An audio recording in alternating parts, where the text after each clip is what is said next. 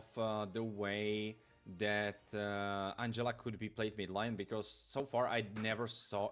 Maybe we saw a game where it was won by the side of Angela being mid, but what I mean by that is that you basically put all the control and all the... Alright, Cho, that's quite interesting, quite exciting. Possibly Rome. Probably, yeah, I think he is in Rome. That's like, honestly, the only place he should be. Quite interesting to see Pancake being on Cho. He was, people were saying in the chat, because I was rewatching some of the games from yesterday, and people were saying in the chat that he is one of the best Tigreals. So let's see how he can put it to use on a hero like Cho. Because honestly, you can one way look at it and say, all right, Cho is very different. But me, myself, looking through my eyes, I must say the angles in which you can utilize Tigreal are very much similar to angles in which you can utilize Cho. So if he can translate that skill expression, I think it can work. I do get where you're coming from, right? You need those bushes control. You need to be aggressively taking that map space away from your opponents, and that's when you can set things up for your team. So I agree that wherever you decide to play a Tigreal from, that's where you eventually decide to play a Cho from as well. Now, since, as you rightly mentioned, the Cho was picked up, Angela out here for the mid lane, that means you need some magic damage since Lancelot is a physical one, so Natan is the only other option which you could really go for out here, ladies and gentlemen. We'll be moving into the Land of Dawn itself. 30 seconds into the game out here. We've got MetaShift taking on MEC Esports. It's the best of 5 upper bracket finals. The one who win it will move directly into the regular season of MEC Fall 2025. The one who loses will have to go down to face yet another brutal matchup of best of 5 out here, as we quickly look at the little fight, and it's Wise who wins it out. MetaShift already with a little bit of lead. They got the little wonder of running over the map, instantly securing the information. That's very crucial right now, and that's where Lancelot started. Pancake already looking for some trades, not possibly just making sure that they can push the wave in before their opponents, because of course Angela doesn't have that push. She doesn't have that much presence as any other mid laners, so that's quite a surprise that she is able to push it through, especially against Kimi. Right now we see Pancake moving into topside. He could be making a play, but Zitriel should be fine. There is 8-1-2. Oh my goodness, there we go. 8-1-2 as he instantly wanted to get a pick onto my lobby, but he will fall back to safety now. XTRYL picking up the Molten Essence means he will be clearing the way faster. He should have an advantage over my lobby out there. And I like the idea of Pancake standing up on top, making sure that my lobby gets that cannon minion too. Oh, Weez getting stunned up. That's something he doesn't quite like. Yesterday we saw many times he got stunned up and he wasn't quite liking that. Of course, we would love stuns. I think they should honestly get them out from the game. I think it would be much more fun. But other than my conspiracy theories, let's think about that MetaShift are right now getting their turtle. So it will shift. See, pun intended indeed. They will shift the goal lead into their favor as we see 8-1-2 approaching enemy jungle, so he gets that crucial info. I think he stole the lizard, didn't he? He absolutely stole it. Did not really use the retribution for the turtle. He was like, nope, there's absolutely no one who's contesting it. Since there's an Angela on the side of MEC Esports, they do not have the mid lane priority. And with the Kimi on the other side, that's extra mid lane priority. I have to say I quite like what's happening there, because MetaShift, looking at their team comp, they shouldn't be the ones having Preo, since MEC Esports are all big play. Yeah, right now, there we go, the way of the dragon though, but Kimi not feeling the anger to get picked off out here. Wise has got to go back as well as my lobby jumps in from the top. There's the Yu Zhong Airlines, gets him out instantly, but now he's going to be taken down to instant trades from the other side. MEC are not really getting what they really wanted. XTRYL getting a double kill though. Wise gets a trade and dashes out. Thanks to the creep out there, the purple buff up in front though, but the trade should come in. And there we go, the SOD connects. Wise gets taken down, a double for Pelmetronio. Natan could not hop in that fight, and this has instantly turned disastrous for MEC. If I had to show you one clip by Pelmetronio, is possibly one of the best gold laners that we have here in Europe, it would be definitely this clip. Because look at the guy, and right now look at the fight that's happening. Pancake Barrow is surviving, and 8-1-2 will be going down. And my lobby instantly getting in for that trade as well though. No hard guard coming in from Angela, but definitely one coming in the mid lane as God Believer. Not really gonna get stunned up by the puppets on a string. Will have to dash back, and holy smoke! There's the Lancelot, which we always talks about. Recalls on his face as well as Cupcake picks up the kill on God Believer. But now there we go. The Alice Thorn of Ruin immobilized onto, but no one to follow up on the back of it except Ape12 as he wants to go in. But again, this Pancake out, ready. Okay. Way of the Dragon connects onto, but destroys Poison thanks to the Ring of Punishment. Eventually helped him out to survive out there. There we go. Another Black Dragon form out up on top. The Revitalize popped in to try and help Ape12 to sustain, but he cannot win against this Black Dragon. This one is a lore accurate Black Dragon out here as my lobby is constantly getting them down. No win for Wubba-Lubba-Dub-Dub 2. Drops out the glorious pathway. It's only leading to his death out there as God Believer.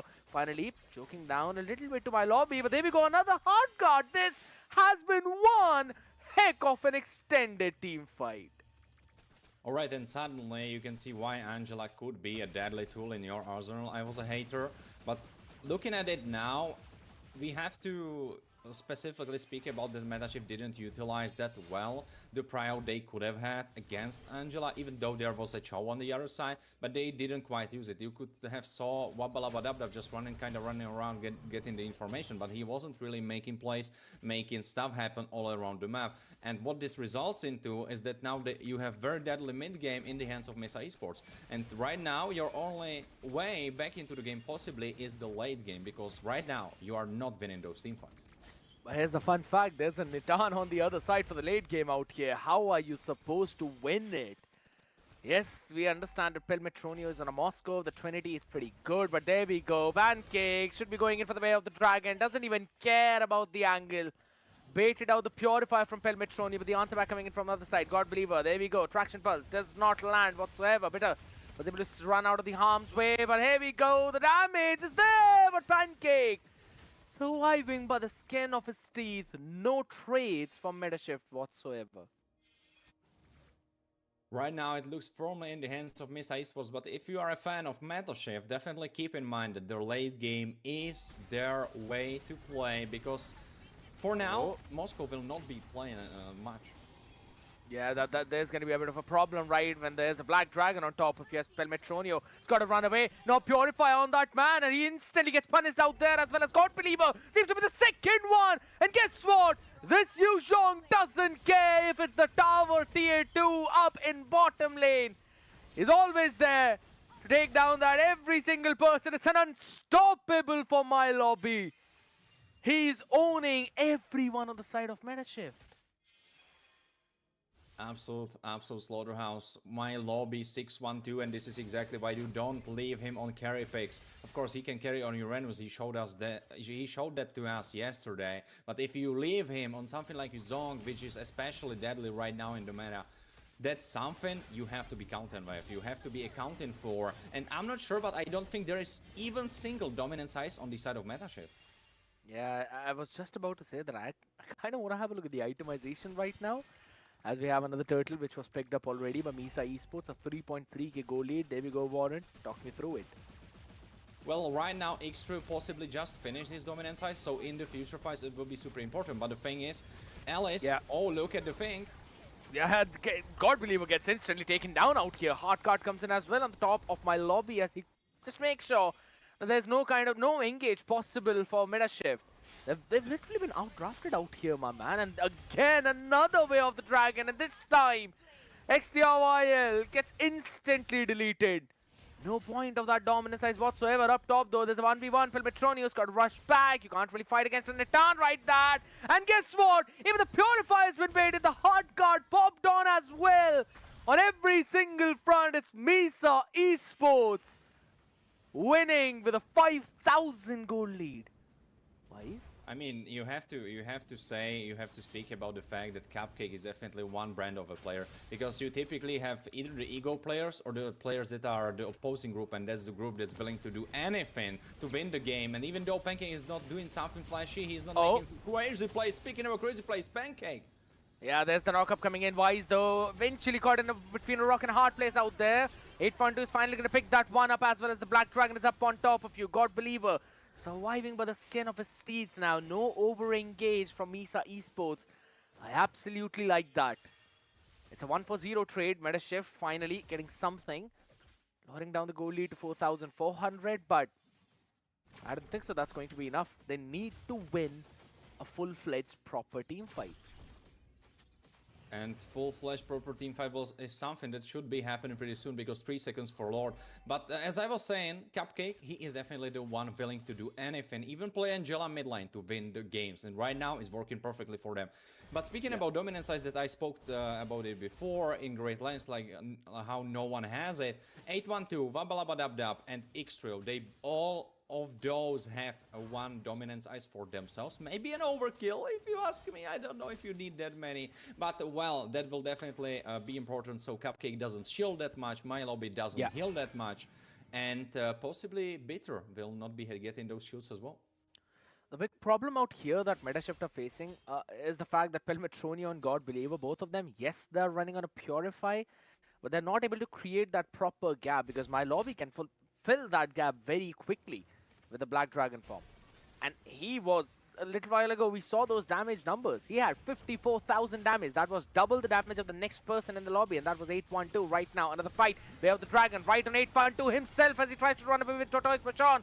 The stun connected on 3 people. Now Pancake could eventually be taken down, though 812 first run to fall there. XTRYL not going to survive out there. Finally, the SOD did connect, but there is absolute red signal for Pelmetronio. He still jumps in. Entropy on the face by Bitter as he still takes him down. This is just an over-farmed Nathan. And there we go. The Thorn Rose connects. Wise is able to take God Believer down thanks to the retribution. Wobble-up-a-dub-dub can only see the Lord being picked off as he now eventually will be taken down. Puppets on a string on top of him as he still tries to sustain the tower damage jiggled up perfectly. Misa Esports.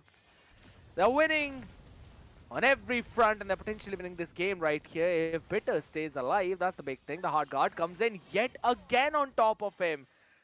And instantly, he's back to full HP. I wouldn't dare to make judgments too quick, but right now looking at it, I spoke the question, is Mesa Esports the right team for my lobby? And looking at the domination they are showing in the last series of the Vol Qualifier in the finals, when they are put against top 4 team, well, basically you can say top 2 because they are still in the upper bracket finals. So in the top 2, they are showing this level of dominance. Whoa, I'm fearful because if this is something they can keep up. And right now they've got to keep up with this Black Dragon form up on top of them. As again, their front line is going to be taken down. Instant stun connects perfectly with the Petrify as the catch on 2. And even the back line is now struggling out here. The final slash coming in, or rather, random execution. They're going to be running back to safety as well. 812 thought he can make an outplay, but guess what? He gets instantly obliterated. Finally, Pelmetronio hops in as well, but he does not have any damage. I had to say this is the exact moment when really your mechanics and the way how you play the game, how you approach the game doesn't really matter that much, because your opponents can possibly miss most of the skill shots and still win out. Like right now they can just beat you up with their money, and they are doing exactly that. Who said money can't buy happiness? I'm pretty sure Misa Esports would be super happy looking at how the game is going right now. Almost a 9,000 goal lead as well, and another Black Dragon form used in just to disengage from every other thing. Misa Esports, alright, we saw that, but we're gonna ignore that. Coming back to the same thing, right? Misa Esports, they've literally got so much money in the bank right now. Meta shift. I do like the idea of God Believer making the Divine Glaive first, but here's the thing. It doesn't really have any major damage items, so he's not able to do any kind of damage on the other side. Yes, Divine Glaive gives you penetration, but if you don't have any major damage item to back on it, then there's absolutely no point. And it's not his fault. The itemization is correct. It's just that they do not have any gold. Exactly. That's the thing. They have no money. And right now they are begging on the street for more money from the people running around, walking by them. And it looks like Misa Esports will not be giving them any money, at least for the time being. Because right now, 10 seconds for next lore, that could possibly spell the doom for this game for Metashift. And if they want to keep battling and keep fighting in this BO5, they need to step it up because the first game wasn't theirs at all. Bloodwings being completed by God Believer and also a Radiant Armor being picked up right now by 8.2. Oh my goodness, what a nasty way of the Dragon as the backline is being zoned out. Pelmetronic gets instantly deleted, Petrified on the backside. Purify used up already, God Believer still gets that stun, and thanks to the Thorn of Ruin, my lobby will be traded off, but not for nothing. It's going to be an inhibitor in the mid lane as well as one in the bottom lane as well. They should be able to take this one down though. Again, Wise styling on this Lancelot, not really getting the mark on point though. 8.2 still trying to survive. It's going to be bursted down instantly. Crystal out open wide. There's still no minions as the wave hops in from the top. And we saw Esports instantly securing the game number 1. Well, that means my question is answered possibly just based upon that one game, because my lobby looks very, very well in this team comp, in this organization, in this squad that he has right now. Of course, we will see if they are able to continue this streak, because right now this game was very dominant, but of course the story of the second game could be completely different. Though I am a little bit on the doubting side because it's finals and 10,000 goal difference. Maybe walk me through the draft. Do you feel like there was an outdraft happening? Because from my point of view, I don't feel it wasn't playable. I mentioned it in the draft itself, right? If this Angela is going in the mid lane, that means you're supposed to ban out a Natan. A Harith was already banned out. If that would have been done, that means it would have basically meant that Misa would not have had any proper magic damage. That would have made it easy for the side of Metashift to itemize. And again, they could have tried to prioritize that gold lane a little bit more as compared to every other lane out there. I think so. It was literally an outdraft coming in from Misa Esports. The Angela Yuzhong combination, my lobby snowballing in the early game into Bitter just farming through the mid and late game. That was an absolute destruction, man. And if you even look at the items, right, Wobblabadubdub does not even have a magic defense at this point. XTRYL and 812 picked up their Radiant Armors nearly once we started to see that very last team fight. So 14, or rather let's just say 12 to 13 minutes into the game, that's when you're picking up your first solid magic defense items. That was enough time for Bitter to scale up. Even without any Holy Crystal or a Blood Wings, he was just destroying everyone in the front line. And those were the few factors which eventually combined in, and Metashift could not really do anything in that game. Well, and to all our Tigreal mains out there, it definitely looks like if you are good enough Tigreal, then you can play Cho. Because Pancake, 2-11, doing so much, doing a work of, I would dare to say, even 3 people. He was kicking, constantly harassing, not letting 812 set it up very well. Couple of times I was, well, the first couple of times I was a little bit surprised by him focusing down 812, because I felt like, alright, Bakshia, and there is no chance you are gonna burst him down. But it was so early into the game when Bakshia had possibly like one item, maybe not even that. So he got bursted anyway, or he just got so chunked that he couldn't continue to tank it out. Honestly, for the side of Metashift, now looking at their Vol comp, they were lacking damage. Because if you look at if you're closer at the heroes they are having, Alice, she's possibly going tank, right? Then you have Bakshia, which of course is going tank, and Hylos, he is not doing damage. And God Believer and Pantronio, they will start doing damage only after like 3 and more items. So there was no DPS to chunk down Yuzong, there was no damage to get rid of Angela's shields, and when Bitter came online, it was just so rough.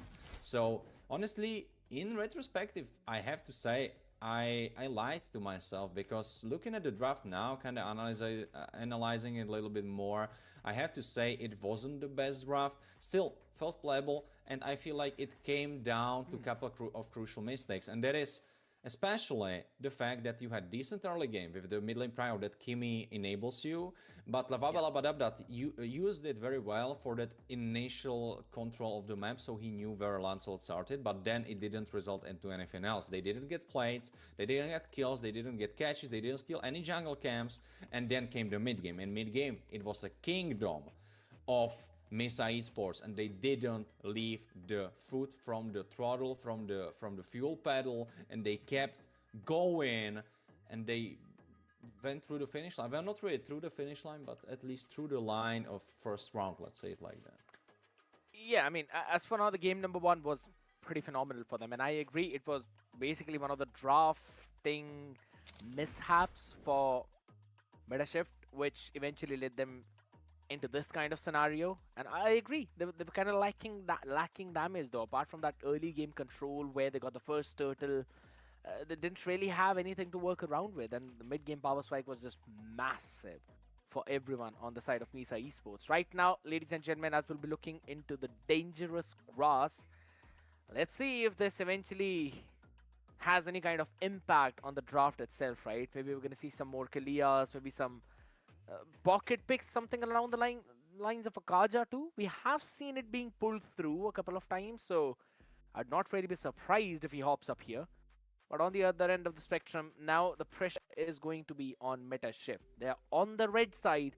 That means that either way is going for those priority bans, and that would mean the draft will be controlled by Misa Esports, and they're also trailing behind. So they've got to be, let's just say, under the pressure right now.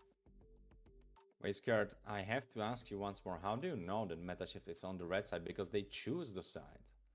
And possibly they could have chosen the blue. That could be true.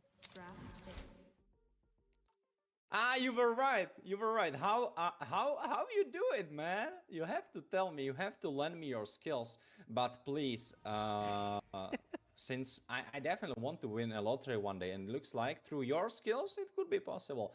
Well, jokes aside, right now we need to focus up on the draft as Mesa Esports. Well, they can kind of keep it cool right now because they showed great dominance. Of course, 60% of the game is already been through the draft, and definitely the mix-up through Angela either being Rome, but then switching them, not them, but her into mid lane position together with Nathan since they saw the opening. There's definitely something. Wait, I think the score is wrong.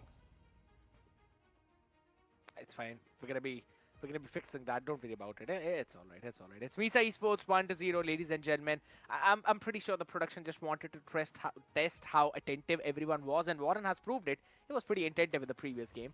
So yes, it's gonna be fixed up quickly. But coming back onto this banning phase right now, the Basha has been banned out. It's fair. Metashift don't really want to go for it. They're on the red side either ways. Can't really pick it up as the prio pick. On the other side, Misa Esports can now actually dictate this entire draft. Banning out the Harith, banning also out the CC, just to give my lobby some more room to work with in the EXP lane. I think so the idea of Misa Esports is clear. Just make sure that my lobby has got at least a normal 50-50 lane or a winning lane, and then he's going to do everything for the entire team, while the rest of the people can just enjoy doing their own things. And that strategy has been working out for the previous 2 series, I'll say.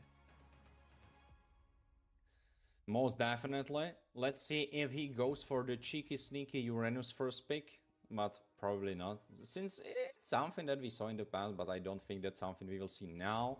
The points were shifted in the right way, so of course Misa Esports are right now in the lead. But as we have already spoke about it, red side for meta shift, so they have the answer capabilities. Of course, Baksha is out of the board. They didn't seem that successful on him, so it makes a lot of sense that they don't even mind to ban him out because they wouldn't possibly go for him. Maybe that's something that they would rather not do based on the first game. But Pancake locking in that Jason Shin for his jungler.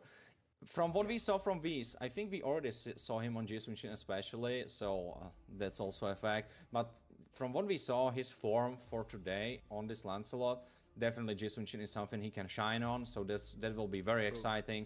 And also it will be very exciting how MetaShift will deal with the draft, since they have the answers. They need to answer. 80% win rate to Zong is in their hands together with Gato. Though, I don't know. Do I like Gato here? What do you think, Scared?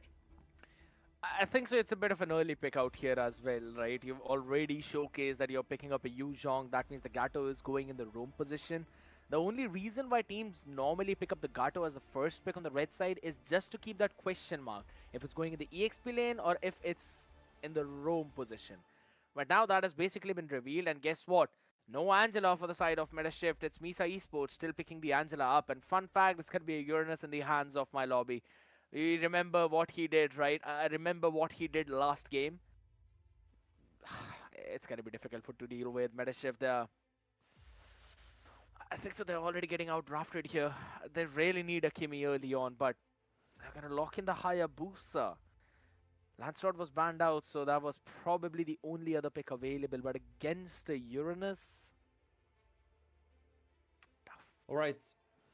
Them banning Nathan is definitely the way to go. Now what I would love for them to do is to not sleep on the bans and just ban out Ruby. Because looking at the composition of Mesa Esports, they could definitely go for gold lane Ruby. And even though their damage wouldn't be as mixed as they would want to, since it would be Uranus and Angel representing the magic damage, but everyone else would be physical, it's still a comp they could go for. So I would love for Metashift to read that and ban it out, because it wouldn't be the first time that we would see Ruby being played in gold lane. And I think it's such an important ban for them. Alright, they went for it. I mean, I would even dare to say draft safe, but though I still dislike Hayabusa. I have to say, I know he is one of the meta champs, one of the meta heroes. Lancelot is gone, Jisunshin is gone as well. You will have super good 1v1s, but honestly, I would even go for something like Alpha to lock out the targets. Could have been one of the way to go. Yes, I agree. I'm thinking of what Misa could ban out here. I think so. An Irithil ban would be a pretty good one. Because considering the scenario that's been built up right now, Pelmetroni would want to go for one of his comforts, and he did showcase a lot in the Thunder division itself when he was playing on the Irithil. A few games where we thought the game was lost, but Pelmetronio came in with the Ducati and then just instantly turned everything around. They're going to take care of Lunox out there in mid lane though. Probably one of the comforts, but the Farsa is still available. Pelmetronio locks in the Moscow yet again. I'm not a big fan of it, considering there still could be a gold lane Lapu Lapu picked up on the other side or something along the similar lines. That could be truly deadly for the side of Metashift, and Pelmetronium would be the first to feel the wrath of the bravest fighter raging / Landshaker flicker combination, and then I can tell you he wouldn't be happy. Of course, Moscow still has some tools at his disposal. He can stun into the wall or just move Lapu Lapu aside, but the super important interaction is that Lapu is CC immune during raging / and during Landshaker. So that basically means that if Pelmetronio doesn't choose the moment very wisely, it's more so like a mind game. If he doesn't choose the right moment, then it's completely wasted. It doesn't do anything at all, gets blocked by the CC immunity. Right now, Misa Esports are definitely thinking it through, and they are going over their options. Though I think it definitely has to be... Oh wait. Alright, Oh, wait. fair. Fair. There's a full-fledged dive on the other side, right? You've got the Hayabusa, you've got the Yu Zhong, you've also got the Gato, and yes, you know that Moscow is also pseudo dive marks when you have to get close to the other side to try and play. So they pick up an anti-dive hero. They pick up the Tigreal, one of the best. You already mentioned how Pancake really likes to play with that Tigreal. Even on the previous one, he showed that his show was pretty good. I was thinking that maybe Misa Esports could pick up the Valentina and put the Angela in the roam position with the fighter gold lane. But guess what? Meta Shift picking the Valentina up. They're gonna lack in the magic damage quite a lot, I must say. But at least they will have one more option to try and work around with when it comes to those ultimates as well. So massive heavy ultimates out there, and maybe you're going to have God Believer picking up the implosion itself, but will it lead to their victory, ladies and gentlemen? Or will it be the demise? Will this Monian Empire defender make sure that Misa Esports are in the lead of not one, but rather two in this game? We will find that out in game number 2 as we move in the Land of Dawn. 45 seconds in as both the junglers will be playing in the opposite half of the map right now. Though I have to say one super important thing, and that is, I'm not the biggest Valentina player, so scared. What are the scalings on Mountain Choker? Is it good? Like, if he steals ult from Wei, is it something to be worried about? It's more so of a utility ultimate out there, man. Like, yes, it will give you the vision, and then you'll also have the second part of it to try and stun someone else. But I think so there are a lot more other ultimates that you can use up, specifically a heart card as well. You can just steal it away and then be like, attach yourself to one of your own heroes. That basically is an Angela Yuzhong combination for your team, which Misa Esports pulled in the previous one against Metashift. I agree. That's such a good observation. Uh, Of course, that's something they probably will have the highest priority for. Of course, he can even go for the implosion, as you have spoke about it before, but possibly it will be the hard guard in most cases. Right now, first turtle will be spawning onto the map. We can see God Believer a little bit in the lead. Of course, Valentina wants to be in the lead since that's how the hero works. Then she has more damage. Right now, a little bit losing on that side. They don't have that mid lane prio because Vabalabadabda was just hugging the wall, not really trying to show himself. But the problem is Xtrill half HP because my lobby is already pushing him out of the way. Hayabusa will be moving in, and Moscow is super low, so even if he hits that level 4, he possibly cannot join, and Bitter is already rotating.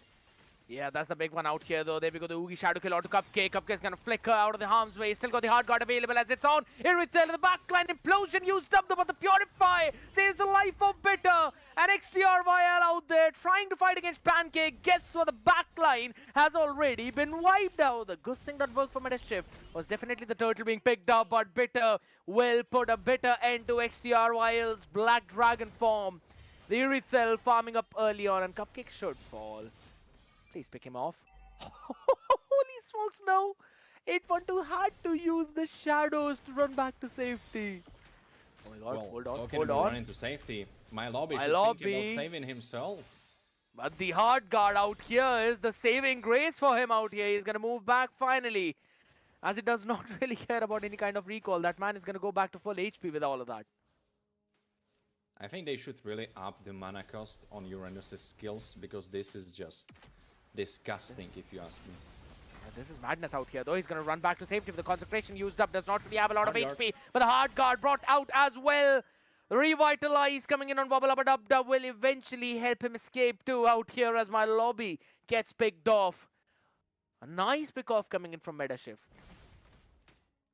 Yeah, of course you can say that, oh, Pelmetronio, don't do it. He's alive. Oh my goodness, lucky this man to run back to safety with that dash. Otherwise, this could have been another pick for Bitter out here. Wobble-Abba-Dub-Dub needs to back off. Don't really want to get that defense shredded by the skill 1 of Irithel.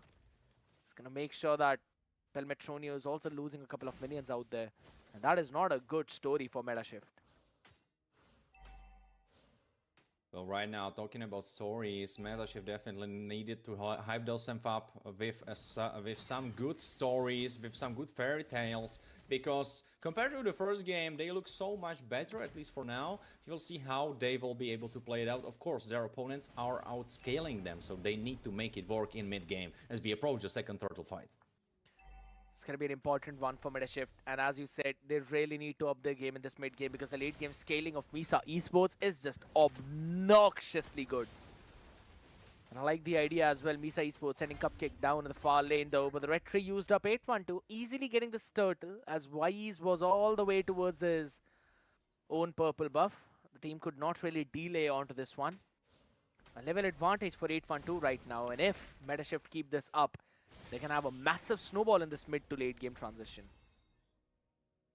So far, looking at the trades happening between God Believer and my lobby, it looks like my lobby. We can see that over in the item section if we can have it shown for a bit. But I believe strongly that my lobby is completely skipping any magic defense items because the damage he's obtaining from God Believer is just unreal. Yeah, he's going in for an anti-Curious first item instantly. I mean, that makes a lot of sense compared to your opponents, right? There is Xtrio, there is 812. Of course, Pelmetronio will not be hit by that. Maybe not at all, because he probably will be going. Yeah, we already see it. Corrosion side, so he is going that on-hit Moscow, so he doesn't really care how high his attack damage is at the moment. Xtrio trying to run away, force back the M4 and fight. Oh! Massive implosion coming in though, but that's all thanks to God Believer stealing it one away. Wise is going to be taking down the AOG to knock them up. As Wobble-Abba-Dub-Dub gets one though, with the answer back coming in from Bitter as well. Heavy crossbow not yet available, but there's the hard guard finally on top of him as he wants to go in for the chase as well. Lucky that he was able to survive out there. And it's going to be again Wobble-Abba-Dub-Dub. Puppets on a string, nowhere to run, nowhere to hide. Should be taken down, but holy smokes, he survived for quite a long time. It's just so rough if you are being Palmetronio right now because you look over there and Bitter 4-0-0. That has to be so heavy on your mental, on your head. You are in a losing position series-wise, and now Bitter, your biggest competitor and the one guy that you kind of have to deal with during the fights, and you try to out-damage him and do more than he does. So has right now obtained 4 out of the 5 kills. So possibly like 80% of all the kills is on him right now for side of MEC Esports. So definitely kind of rough. Though, if you look at the girl, Metashifts are not doing so bad for themselves because it's still even as Yeah. MLBB is pulling the total. Yeah, absolutely. But there we go now. A lot of damage being dealt to Bitter. The hard guard still not being used up. Honestly, Pancake. That was a good implosion for the creep, but no one else. That would mean Metashift will get this third turtle as well. No problems whatsoever there, at least. And they actually want to go in and gank this gold lane now. Finally, the implosion being picked up by God Believer. He's got to try and play it safe, though. There we go. The AOG is going to be connecting perfectly, as well as the XTRYL's Black Dragon form. Hot guard used up now, and that's the wrong direction. Petrify comes in. Implosion as well. Every damn trick in the book used up just to shut down this one Irithel. As the minion still is there. Double kill coming in for God Believer. My lobby getting utterly destroyed by the magic damage, though. Up on top, though, there's a very different story going on. Wise was able to push back 8-1-2 on a Hayabusa in a 1v1. That is a bit annoying to deal with right now. Cupcake. Oh my god, hold on. Cupcake. All right, finally. Thank God he's getting picked off there, but that was actually a pretty risky move for 8-1-2 out there. He used the Oogie shadow kill and instantly it got cancelled out by the flicker of Cupcake, but he was able to pick him off. Indeed. Thanks for the explanation for a little bit of a time. I wasn't quite sure what happened there.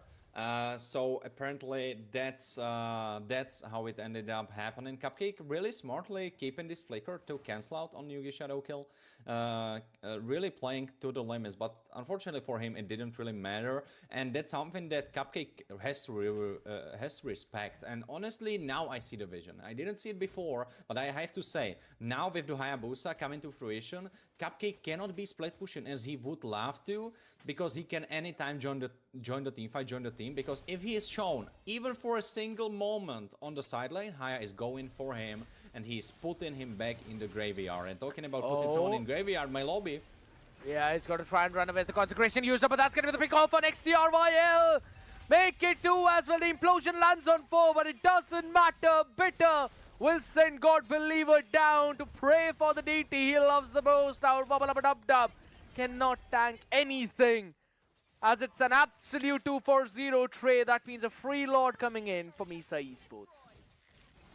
And it shifted so suddenly. I just wanted to brag on about how meta shift 8-1-2 trying to make a play happen. I don't think so. Yeah, he's gonna run back to safety. Yeah, the shadow available, and this is the entire patience game from MEC Esports. The discipline is perfect. Made sure that they're not hitting the Lord so that 8-1-2 cannot really get any kind of retribution in. And everyone just moved a little bit away. Though you have to say, Palmetronio has been farming up, and I'm a little bit worried because he's the same level as Bitter, so possibly he is not that far behind. Oh, another knock-up coming in this time. It's going to be Wise getting chain CC'd into oblivion, make it 2 as well as Cupcake falls down 2. The Lord hops in mid. But it's not going to do anything because it's only Bitter that remains now. Not really the best AOG. play coming in from Wise out here. AOG just to zone all of them off as the Lord gets taken care of, and the mid tier 2 could now be taken down though. And there we go, Palmetronio jumping in with the SOD. The Purifier comes in along with the implosion on the other side. But 8-1-2 finds the flank angle perfectly as on the back of it. It's only my lobby that remains, and everything else is up for grabs for Metashift. Oh, it indeed is. They already took it. Palmetronio level 12 for the first time, being higher level than Bitter. And if we compare the gold, he's right now sitting from at 7,500, so 400 ahead of Bitter. So in Palmetronio's own words, it doesn't matter how many kills you have if I am farming this well. That's definitely something this man could possibly say. I didn't want to quote him on that because I didn't hear him actually saying it, but possibly something that went over the Discord, because right now 004, 8,000, very firmly in the lead, and he is the man, the carry, the legend right now. Demon Hunter completed after Golden Staff, and if there was a moment where you should be scared of Moscow, it's definitely now, because even Uranus will have trouble surviving that, and you can already see him itemize. I believe he is right now going... Wait, that's not the build path into Blade Armor, right? Wait, no, I was looking at Tiger, my bad. Possibly he should be going for that Blade Armor, because that would really help. But talking about helping, 812 needs a help. Absolutely, for now, Wise eventually moving back as well. Cupcake still does not have the hard card available, so they've got to be pretty careful about it. The Black Dragon form being used up as well. He actually wants to jump in to try and go in for a bit more fight out there. Wants to take down Pancake, but I'm not quite sure if that's really the best way to go. Disengage coming in from meta shift though, and they're also losing a bit on that gold advantage they had. Now, the fun fact, you brought out those build paths as well, right? I was looking at my lobby. He's gone in for the Oracle as well as the Anti-Cuirass. That means he's going to be bursted down by both God Believer as well as Pelmetronio. Thanks for the Trinity build out here. Oh my goodness, Peter. He's just getting taken down instantly, all thanks to Wubba Lubba Dub Dub's items. And now, as the hard guards being used up onto Bitter himself, they will have to go back. No priority in the Lord Pit. And that is a big win coming in for Meta Shift. And then people are able to come to you and tell you right in your face that roamers are the weak ones. Bitter getting pushed away, punched left, right, and center, left hook, right hook, middle hook, everything. Getting beaten up by Wubba Lubba Dub Dub with full defensive items. He didn't have a single carry in the world. Right now it looks like Meta Shift could be wanting that Lord, but they are still dancing around. They don't want to fumble the bag. They are in the lead, and compared to the first game, it's going so much better for them. You cannot really single out one member, maybe Extra possibly as the feeder of the game. 812. 812 really wants to catch on to Wise out here though, but the hard guard eventually helps him survive. No Oogie Shadow Kill now available. Implosion catching on to 2 to 3 people out here. Another knock-up coming in though, but God Believer gets taken down first. The SOD connects, but you cannot really have Pelmetronio hop in this fight as Wise gets a double kill. That was a big one coming in from Metashift though, but it's not really helping out. Implosion on XTRYL with the Petrify to help him out a little bit. He's still trying to sustain the Purify, used a bit of it just to make sure that those Shah residue stacks eventually get removed. The Purify on the other side, Pelmetronio as well wanted to jump in, but Cupcake is not letting him push. I have to say, I have to ask rather, how is it possible that you are 3,500 gold ahead? Pelmetronio with a 1v2 against my lobby. He possibly will be dying, it's just a matter of time. Yeah, he tries to go for the wave, so at least he gets that, but he will be put down, unfortunately. Yeah, they are just... Oh my god. Honestly, killing him later is the way to go, since he won't be available for the Lord fight. Oh my god, I'm pretty sure my lobby has built up some proper defense. Show me the defense items of my lobby, man. Is it a blade armor? What is it? Because I could see Pelmetronio, he wanted to go in for that damage, but he could not do anything. If anything, he was getting picked off instantly, so he just decided to give up. He was like, alright man, finish me off. And then he saw my lobby not actually going in for it. He had to run down all the way towards the inhibitor tower, and it's just as you mentioned, the later he dies, the more problem it will be for Metashift. But honestly, looking at the timers, he will be available right now for the defense. 812. Yeah, Wind of Nature coming in out here from Beta though, so it's going to be survival game for him. All thanks to the hard card as well now, but that means they can't really go in for any kind of engage over towards the Lord. Pelmetronio spawned up. He's just trying to make sure that he clears out the Lord. XTRYL as well. He's going to be doing the exact same thing. The mid inhibitor should be taken down. Beautiful play coming in from the side of MEC Esports. The siege is perfect. The discipline is good. And they're not overstaying their welcome.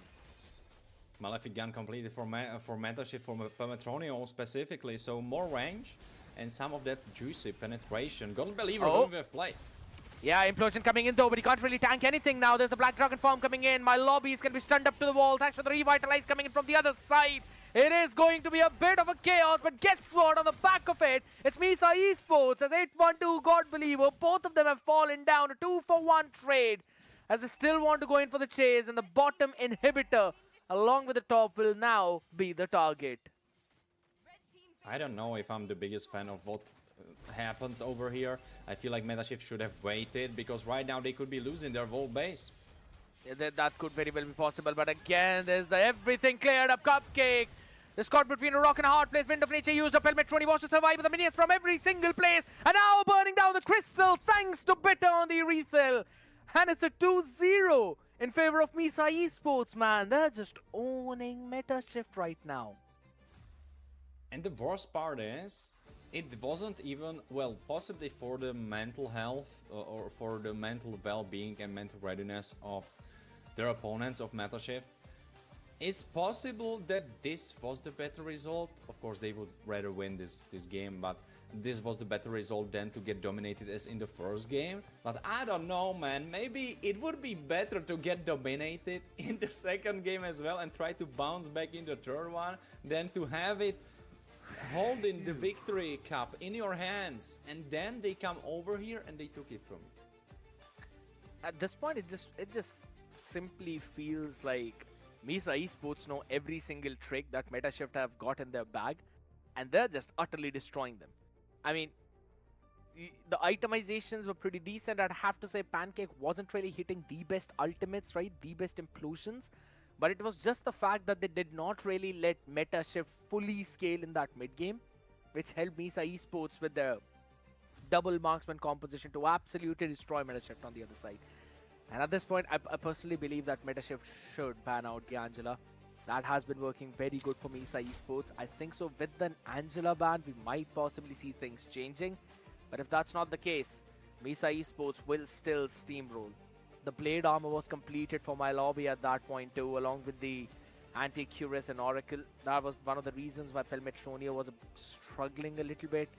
Dominance Ice, Anti-Curious as well for Pancake. God Believer, as I said, God Believer was the only magic damage dealing entity for the side of MetaShift. Wobble-a-dub-dub, yes, Gato, but he's a roamer. It's not really going to do anything to my lobby or Pancake. The only people that he can actually deal some magic damage would be to Bitter, Cupcake and Wise. I wanted to say that I felt like Yuzhong, at least to me, felt super squishy, so I wanted to go over the build, but looking at the build, well, there wasn't really anything he could have... Well, maybe honestly thinking about the shoes, maybe he should have went for the not the tough boots, but for the shoes that give you armor, right? Because in those later fights especially, he was getting chunked so quickly. And I see the vision with Hunter Strike, but then you lose up on the spellbind that you are getting from Vorax. I know that it helps him stick, but he could have sticked only for a couple of seconds, then he had to run away immediately. I agree that could have been one thing, but again, I'm pretty sure I'm nitpicking out here though. I feel that the tough boots were understandable considering there is Pancake on the other side. There's also Wise's Mountain Shocker stun, so he just wanted to make sure that he's not getting caught in that. But at the same time, yes, I kind of agree, right? One of the big reasons why he was being destroyed was because of, I mean, look at that, full build for Wise and Bitter. Both of these marksmen were doing absolutely everything. 79,000 to 65,000 damage respectively, so they were making sure that they're on top. But God Believer on this Valentina, almost 100,000 damage being dealt, somewhere around 7,400 shot onto that one. He was making sure that he was bursting down the entire front line, but nothing apart from that. 8-1-2, as I said, yes, this Hayabusa pick kind of makes sense in one part of it, but in the early game, it's the Angela-Uranus combo that's going to be on your face, and then in the mid to late game, it's going to be Angela-Irithel combo or the Angela-Ascension combo. You can't really burst down anyone with Yugi Shadow Kill unless you snowball out of control, and that just did not happen. It worked really well in the moments where he was catching Cupcake off guard on the solo lanes, but that happened like 2 times, I believe, but then Cupcake kind of realized the fact that that's something that will happen, and he stopped doing that for a couple of minutes. Then we saw him defending the top side of the map against Pelmetronio, so that's a moment where he was doing that, but 812 was nowhere to be seen because he was dead. He was lying on the floor, waiting for the respawn. So, yeah, I have to double down. I know I changed my mind, but I don't know if Hayabusa was the right call, because of course you can catch Angela on the side, but if she doesn't go on the side, and that's something that possibly can be set over the Discord, like Cupcake, look man, don't go on the sideline, you get killed by Hayabusa, just don't do it. and it was perfectly fine. At the end of the day, it was also Pelmetronio who was trying to push those side lanes as well, right? So could not really capitalize on the fact that Cupcake was still able to clear the waves. That's the only thing I'd have to say. And at the same time, I think so. Instead of picking up a Moscow, if Pelmetroni would have decided to go for the Irithel himself, that would have given a bit more depth to their draft to work around with. Considering the Moscow, as much as a lot of teams, people, players love it, I still think there are other marksmen that give you a lot more value than a Moscow in these kinds of games because you don't really get a chance to go for any kind of backdoor. Plus, thanks to those river buffs, river movement speeds, the advantage that you would have had with the SOD, if not entirely, but it is still nullified to some extent. I agree, that's something to keep in mind for sure. But at the same time, you have to kind of give it to Pelmetronio because his Moscow was so good. It's just so That is unlucky that true. it didn't come to fruition because it was on point. Like you couldn't pick a single moment of the game, at least just me going through my mind, like kind of recollecting what happened there. But I cannot single out a moment when I would be like, all right, yeah, this was a bad play from Pelmetronio. It felt like he was doing his absolute best, and that honestly should be said for the whole team because this loss wasn't really that of a loss in a form of the first game where it was they got out rotated, they got outmaneuvered.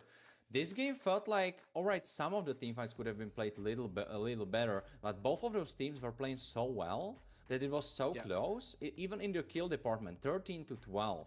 If you would show me clips from the game and then you would tell me either of those teams won, I would believe both of the ways, like both of the sides winning, because it was just so head to head.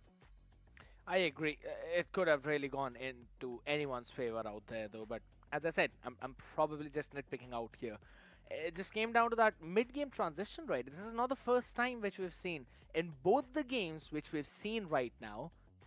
The early game control is in the hands of Metashift, but it's Misa Esports who eventually take it from let's just say the mid-game transition and then take control to the late game as well. So I think so. It's that transition phase where after taking the first turtle objective, I personally feel Metashift kind of get lost as to what they need to do, and they eventually do not play up on their win conditions. This time, yes, Hayabusa was doing their own thing as well. He was farming up. At a point, there was a level advantage as well, and I could see somehow 812 getting that advantage over Wise, but they could not really sustain a long time onto that one now. Finally, holy smokes, alright. It's Metashift who are banning out Angela. Don't get confused by the name, people. We're going to be fixing all of that as well again. It's a bit of a question for all of you who all were paying that attention out here. I believe Metashift, if they're on the blue side out here, that means yeah, they are going in for that Angela ban. So yeah, it's a respect, right? Warren, I said that they have to ban Angela right now, and they're doing that. Well, but if you look at the players, that I think is the part that's correct. Well, then the ones banning Angela, I don't know if I understood you wrong, but the ones banning Angela are actually Mesa Esports. So it's not the other way around. It's not really that MetaShift kind of learned from their mistakes. Well, they couldn't really, right? It was the first ban, so you cannot harp on them too hard because yeah, first ban they didn't even have chance to ban something themselves, so of course. But it's kind of interesting that the team that's switching it up is Mesa Esports, not Metashift, because Metashift, after those two games, even though the second one was close, you could be thinking to yourself, all right, now they learn, now they know, all right, we played against it once, it didn't work out, then we tried to counter it, it didn't work out, now for the third time we ban it. That's something that should have been on the cards, but of course, Mesa Esport jump in first, immediately banning it. Together with Yuzong and Uranus, and that is telling me that they really dislike those healing XP laners. And if Yeah. you dislike healing XP laners, aren't you not going for Lapu Lapu? Do you see what I mean? Yeah, I kind of see the sense in that one out here, though. But as I was mentioning, it is meta shift on the blue side right now. So let's say, Warren, the theory that you were crafting there, the things that you were cooking, it's not really working out. And yeah, the things are always jumbled up. It's been fixed up perfectly out here. So now that means Angela, Yuzhong, Uranus, all three of them banned. Two of those heroes are for my lobby. Fun fact: the Arlet is open. Yes, you are Is absolutely it correct, blind? Scared, and he could go for it. And especially with Yuzhong and Uran, of course, Arlott is very capable of playing into Yuzhong. He can jump around, his skills not really get hit. But Uranus possibly out heals Arlott and doesn't really care about what he has to offer. So right Yeah, now, it looks like Mesa Esports are in a very good spot to go for Arlott. No, it will be Lance and Grog. Of course, yeah, let me perfect. get it straight. I wasn't really expecting Arlott be the first of those two picks. I think possibly now as the third or later. Could be possible out here, or maybe for the third pick, they can pick up their, let's say, mid laner. It's a Yi Sun Shin into the Alice on the other side. Now, maybe picking up a Kimi and then banning out the Farsa Eve on the other banning phases. That could be one of the way to go if Misa Esports want that. There's still a Lunox open as well, so I don't think so they're going to rush onto that mid lane right now since Alice and Basha have been picked up along with the East and Shin. You know that it's the East and Shin into the jungle, Basha into the roam, Alice in that EXP. So the draft has been again revealed by Meta Shift. That's the third time in a row. Now that makes things easy for Misa Esports themselves. Pick up an alert, ban out a couple of mid laners out there, keep a bit more flexibility for your team. Either way, is Bitter is literally winning the lane against Pelmetronio, so you know that's not a problem.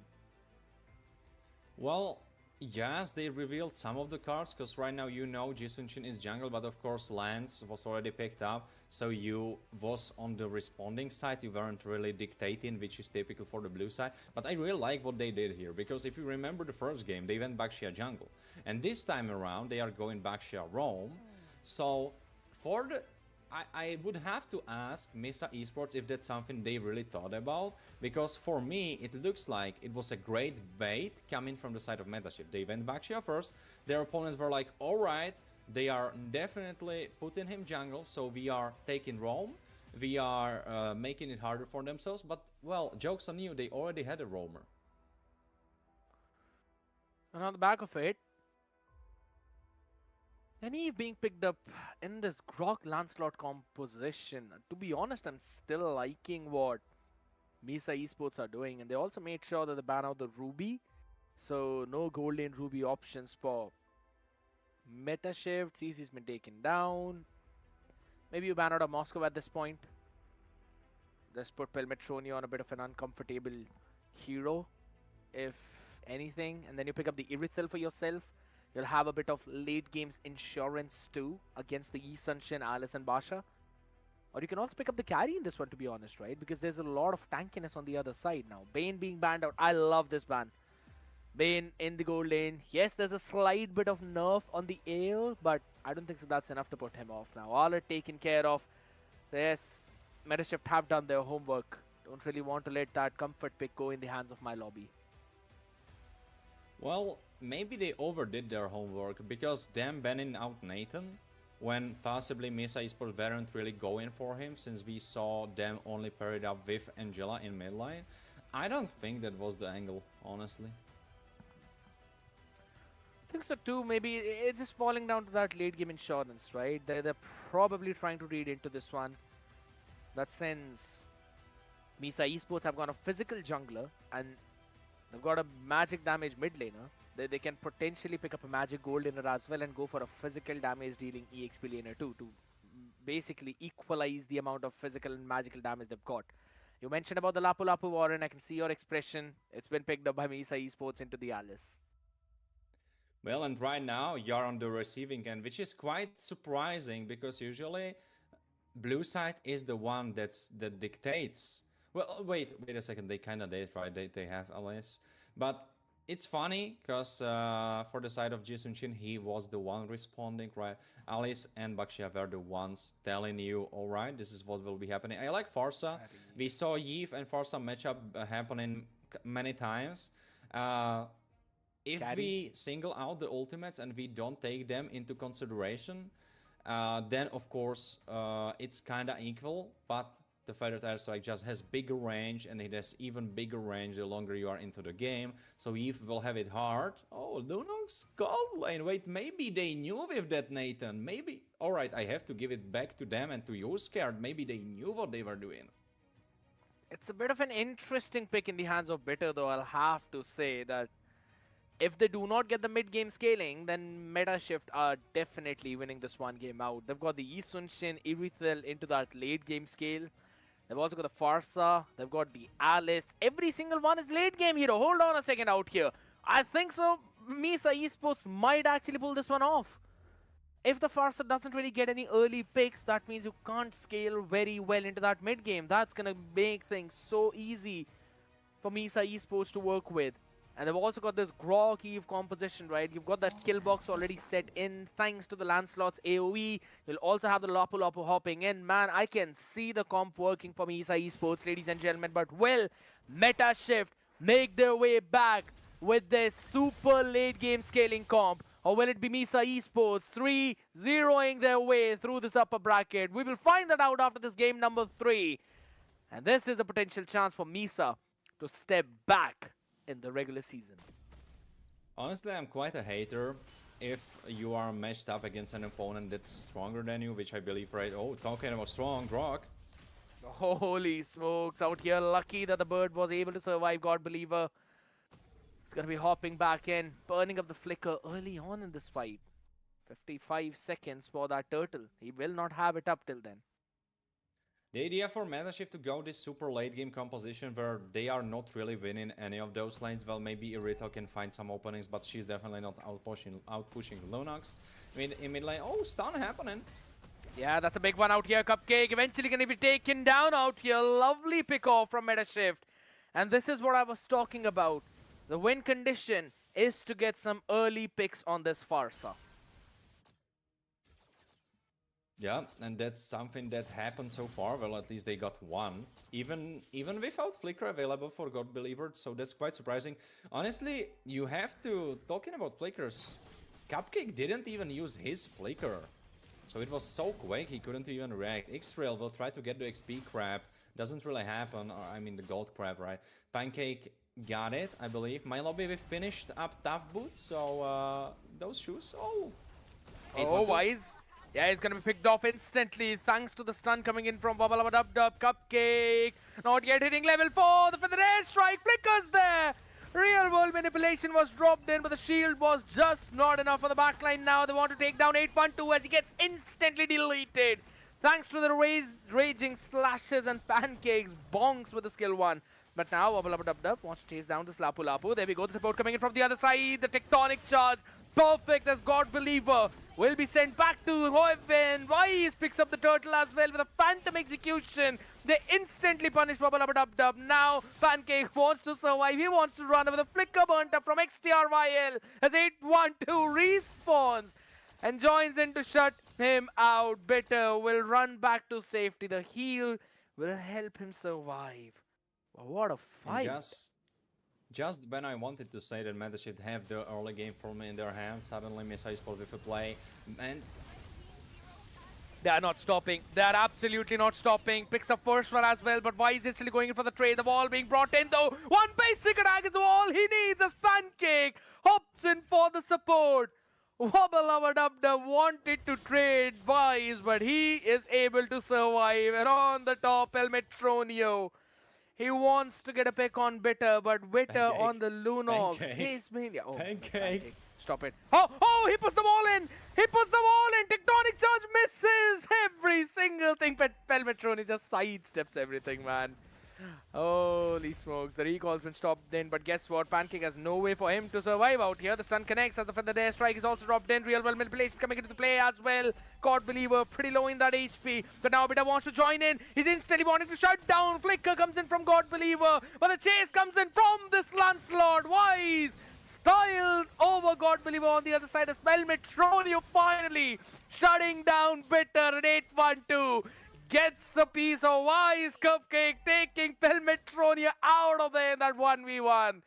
What are we watching, man? Is it a 3-lane brawl?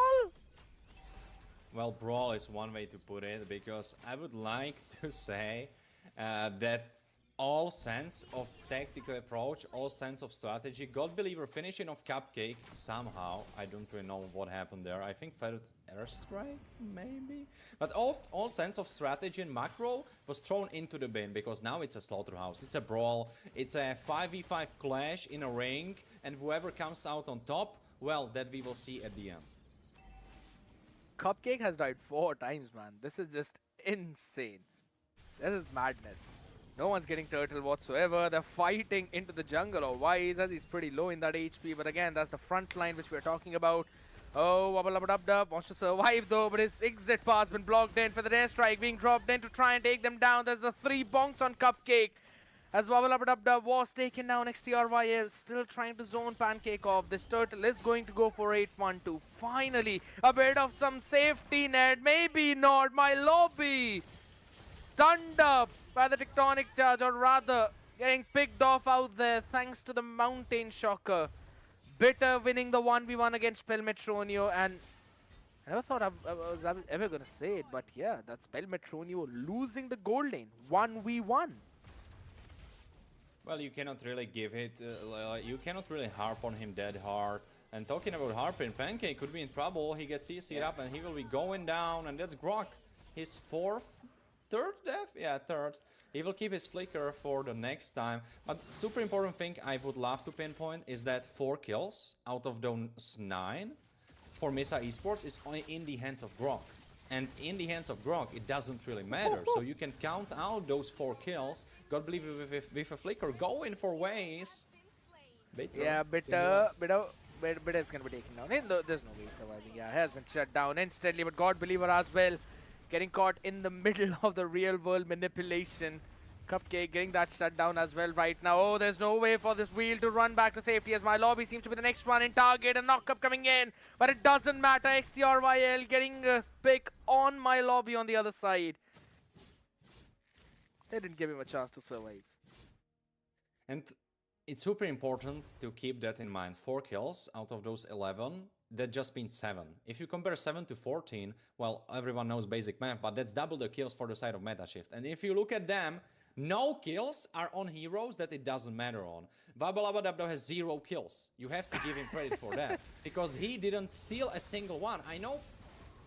Oh, right now, again, my lobby wanted to get knocked up though in the backline. XTRYL shutting down Cupcake will help him to sustain as well. Will survive out there. The mountain shotgun stunning down 2 people out there though. Bitter almost trying to clear out that wave. Will manage to do so, but Wise is just left on an island alone. He's constantly fighting with Wubba Lubba Dub Dub, and I have no clue why. Wants to try and maybe take this one turtle down, but doesn't really have anything left with. Out in the mid lane, there we go, the raging slashes. The birds not sustaining through that. My lobby flickers in a direction where he does not want to go. Still gets in a bit more sustain out here. Wants to try and run back to safety. As Cupcake picks a Wubba Lubba Dub Dub. My lobby. No way he survives through this one, right? No way he stays alive. He will! That is just insane from this man. You give him anything in the EXP, and he shows you the best way of playing that. I just wanted to say that the flicker was so useless, but look at him, he's alive. So who am I to judge? He left. So such a great escape coming from my lobby. He played it to perfection. I don't know if we caught that because the fight was happening in the mid lane as well. But there was a moment when he flickered out, then he went like next to a wall. He went for the lane shaker combination. He still was able to use the damage reduction on the second skill, and then he jumped over the wall after he transformed. It was so pivotal. It was so mechanically well expressed that there is nothing you could say to that, man. It was so wonderful. But the thing is, Metashift are scaling up, and 2000 gold lead will make it so much easier. Another item completed for God Believer. And so right now, MEC Esports should really be thinking about going to Faith, because only God might help them from this one, because their opponents are all scaling hard. I'm loving the fact how there's no early dominant size pickup by Metashift right now. They knew they don't need that attack speed reduction out here. My lobby forcing away that ultimate. XTRYL, it's going to be shut down. Better with the Chaos Assault was able to take him down, though should have the brilliance available to sustain through all of that as Wubba Lubba Dub Dub now caught in an island alone. It's going to be shut down instantly thanks to the Thorn Rose, the knock up, and the bird nowhere to fly out here as Cupcake picks up the pick on her. God Believer getting shut down for the 6th time in this game. It's fine. He missed out onto that Phantom Execution, but it doesn't matter. But the Mountain Shock definitely does as Cupcake almost getting shut down out of there. The Raging Slush is used up to push back 8-1-2. Pelmetronio is there, but I don't think so that man could do anything. Pancake is in front of him. And that's a grok as big as a mountain you don't want to face. Well, right now the gold has been equalized, so that's super important for MEC Esports. But the thing is, their comp isn't as strong as their opponents in the late game. So right now, they might be on the horse. Oh my goodness, XTRYL, he's all alone. No one's gonna be saving him right now. The tier 1 invade gets taken down, but there we go. Why he's hopping in as well. Goes in for the Phantom Execution. The flicker into the Tectonic Charge. Catches 2. Double kill comes in for Pancake. This man on a grok is literally stealing kills. Yeah, but who cares? They are winning the game. That's the fun fact about it. Lord marching down on the top lane. There's only 3 players right now to help them defend. And guess what? 812's got to use his dash preemptively. Can't even save the tier 2 up in mid. Maybe the passive of the tower. Right at the edge, alright. It's going to survive on for the next wave out here as the Lord still marching up on top. Radiant armor being picked up for XTRYL. Finally, he'd be able to sustain through that burst coming in from Bitter. Pelmetronio is trying to deal with the Lord as well. Taking him right at the edge though. 11 minutes already in, man. Come on. Let your tower passive go in. Holy smokes, Cupcake is going to be taken down again. Bit of a misposition coming in, but guess what? Wise wants to rush in. Dashes up on the face. A shutdown on 812 with the Thorn Rose. 812 did everything to survive, but couldn't do anything else. XTRYL with a flicker combination as well. I don't think so that was necessary, or rather, he's still trying to get, or rather extend this team fight. Waiting for Pelmetronio to hop in. Still got his flicker available right now, so that wasn't really a flicker. Just a skill 1 play. Also, Endless Battle was just completed for V, so he will be so much stronger than what he just showed. But the execution on that part was just so flawless. Honestly, if there's one thing you can pinpoint and you can talk about for this finals, is definitely the mechanics. Alright, macro, sometimes it's talking about mechanics. Yeah, right now, those mechanics are something that could eventually save your life right now, but not for XTRYL, because he's got nothing left in his skill set to sustain. A lovely land shaker to stun down Wubba-Lubba-Dub-Dub, but guess what? Who's going to save out this bird? Trying to fire away on all cylinders, run out from back. It's Wise who's going to be saving his own life, though maybe not Pelmetronio. And I'm pretty sure that was the tornado passive of the Windtalker, which eventually got him. It bounces off of 3 people. Eventually gets that shut down on Wise. Finally, this Lancelot's been caught. And 10 seconds for this Lord? This could be a big shift in terms of the momentum for meta shift. Yeah, speaking about shifts, there's something that blue team is definitely waiting for. Immortality completed for one of the members of MEC Esports, so that means he will be even harder to kill. You have to kill him twice. Yeah, I think it's a grok. So this grok can go even more crazy. 8,000 for Lord. Oh, Pancake steals it away! The Retribution messed up as Cupcake gets 8-1-2 now. My lobby all alone between 4 people, but there we go. The Ruby DD combination not yet coming in. He wanted to go for the Chaos Assault a bit more out. Wubba-Lubba-Dub-Dub. Yeah, there's a ball. He's not surviving that. Oh, hold on a second. He's actually survived. Wait a second. Look at Wise. 1 basic attack, all he needs. It's a double kill for Cupcake. Catches another one. It's a 3-for-0 trade. And a Lord stolen away. This game is going in for a 3-0. So far it looks like it. Maybe Alice and Forza can defend. Xtrill going 1v5, my man. What are you cooking up? I see you have your new shiny helm in your kit, but now they have to defend 2v5. Yeah, and also the Mounted Shock, it's available now. It's going to be trying to use it as well to get a stun onto someone, but the crystal is wide open now and everyone's targeting it. There's no one to save this one as MEC Esports 3-0ing this game against Metashift, my lobby against Pelmetronio. And this is what we are seeing in a best of 5. Foreign, I never imagined that. Well, those last 2 games, they looked like they could be putting you into a full BO5, but unfortunately the first game wasn't that good, that well executed. And honestly, even if you talk about the second and third game, it wasn't flawless. For the side of Misa Esports, definitely it wasn't flawless either. There were some mistakes, but it was as close to flawless as you can really get if you are in upper bracket finals. The game was executed very well, the power spikes used to perfection, and Grok, the man, the myth, the legend. The third game was all about Grok, all about tanking, and even in the first, even in the second, he was showing his horns, he was playing very well, but this third game just secured it. If you have to talk MVP upper bracket finals, it has to be Pancake. Oh my goodness. It was like what, a 10-15 minute brawl game in three different lanes, which we actually saw. Everyone's fighting everyone on every single minute of the game. And even in that, it's Misa Esports to win it out, right? Two games, fully structured from Misa, winning out into the macro, micro in the draft. And then in the third one, they pull off something like this against that double marksman composition where we thought maybe the Yisun Shin and the Irithel would be pretty good in terms of that scaling. Guess what? I probably underestimated Bitter in that case. Even Cupcake as well. It was picked off 6 times, but he was still doing so much damage in those entire team fights, constantly dropping in the void crystals, the void blasts. He was always present and wise, man. His Lancelot was so amazing to see.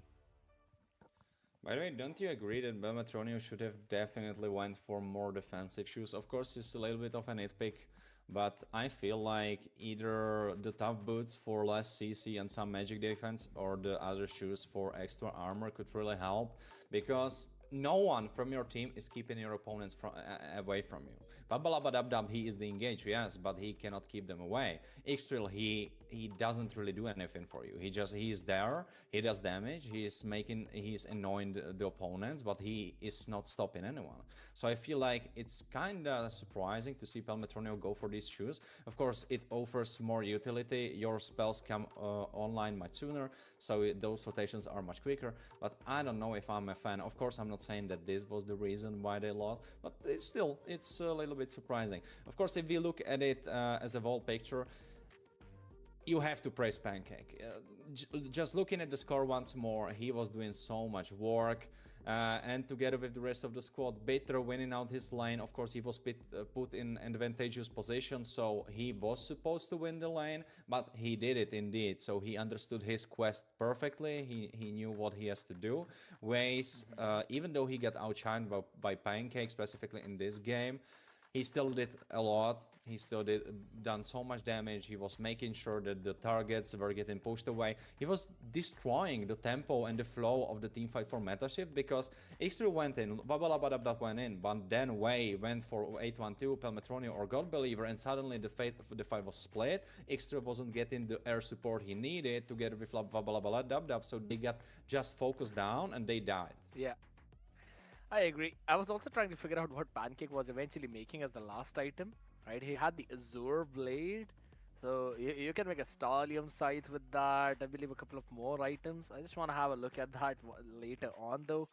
As we have a look at the amount of damage tanked, again, Swabble-up-a-dub-dub on the side of Meta Shift, tanking the most amount of damage. My lobby really not on top with that chart, but it's fine. You've got to compete with a Grog as well as a Basha. That too in a composition which has got what? 2 marksmen, as well as a Farsa. Good luck trying to survive all of that. But yeah, all in all, it was a pretty fun game between both of these teams. But man, oh man, this has been an absolute nightmare game for any play-by-play person to be on the casting desk out here, because the amount of fights that we saw, it was insane, my man. It was just insane. It's something you would possibly expect from the last game of lower bracket finals, but we got it here. Third game, 3-0 for Misa Esports, and well, it looks like meta shift will be shifting into the lower bracket. But that's a story to be told in the future, because right now we will be jumping into a break, so we can let Scared cool off after those crazy brawls that were happening all over the map. So, quest for you. Put up that like, click the like button, share the stream. invite your friends because the stream today, the cast today still continues. Don't run anywhere, just over, maybe to get some water, maybe to get some snacks, because we will be right back after this short break.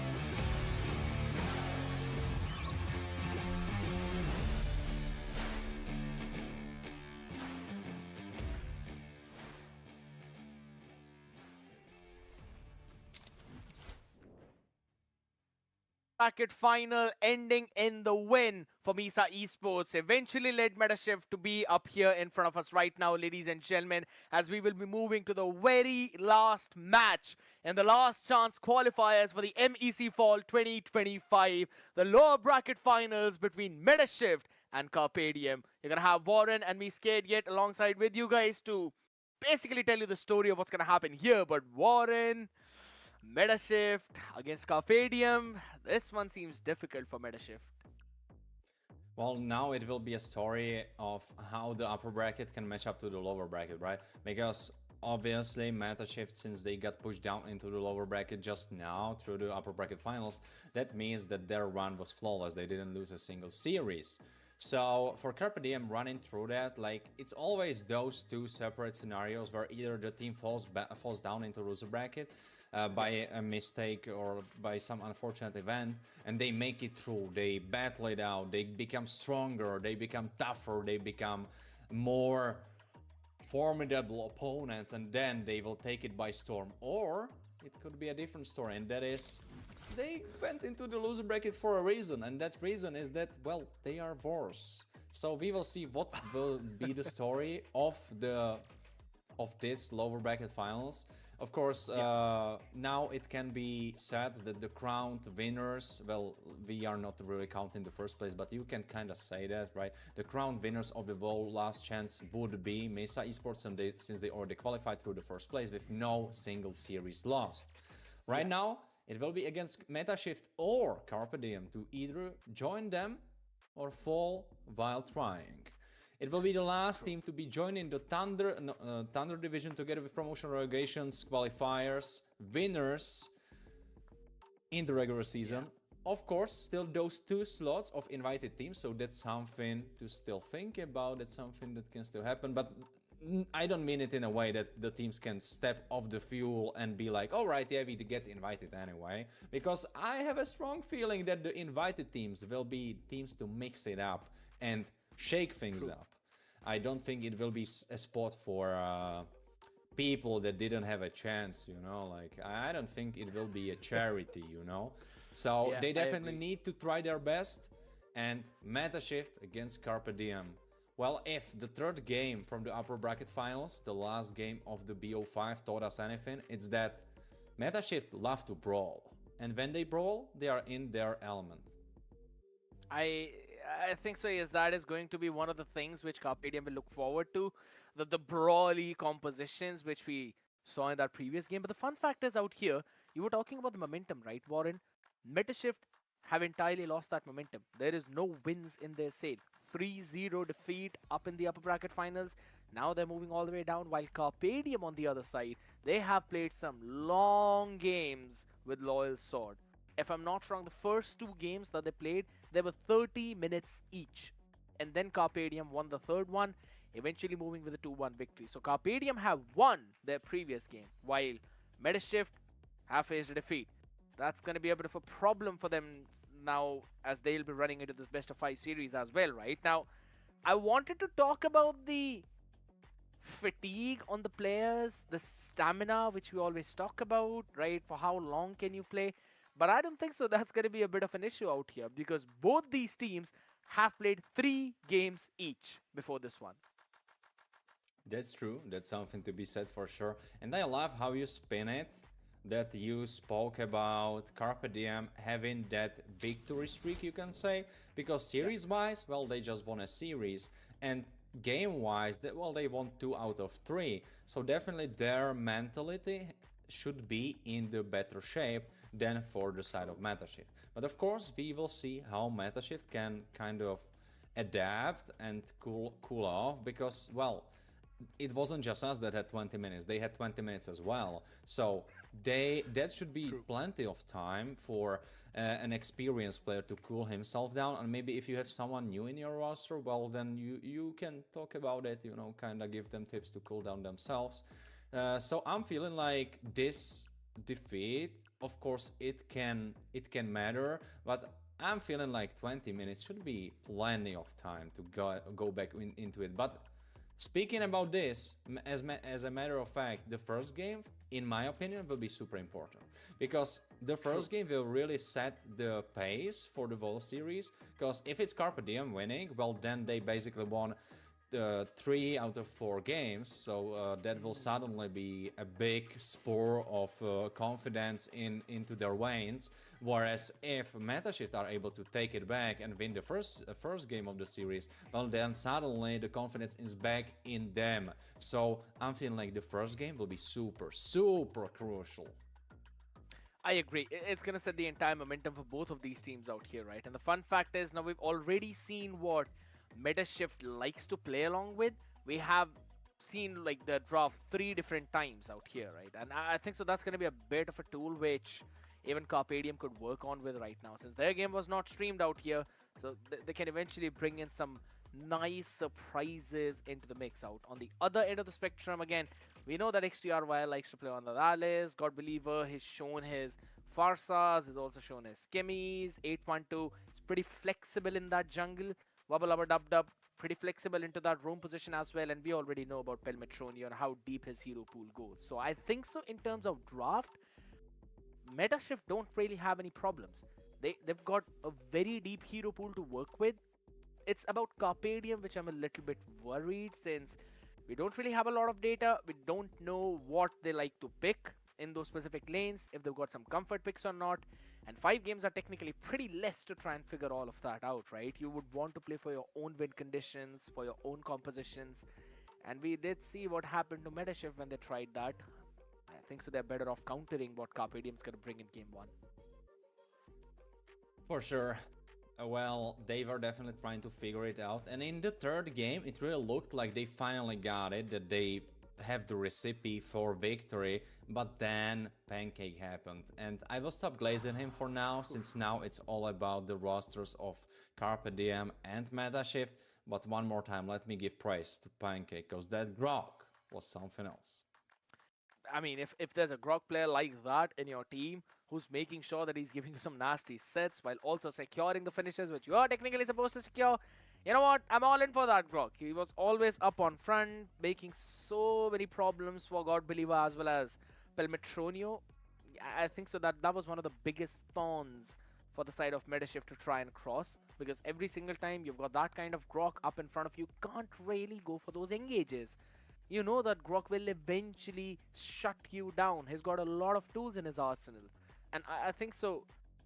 Medashift will now have to look in a way of drafting where you either prioritize the Grogs or you either ban out the Grogs. Just do not let Carpedium pick it up. Otherwise, there's going to be some major problems.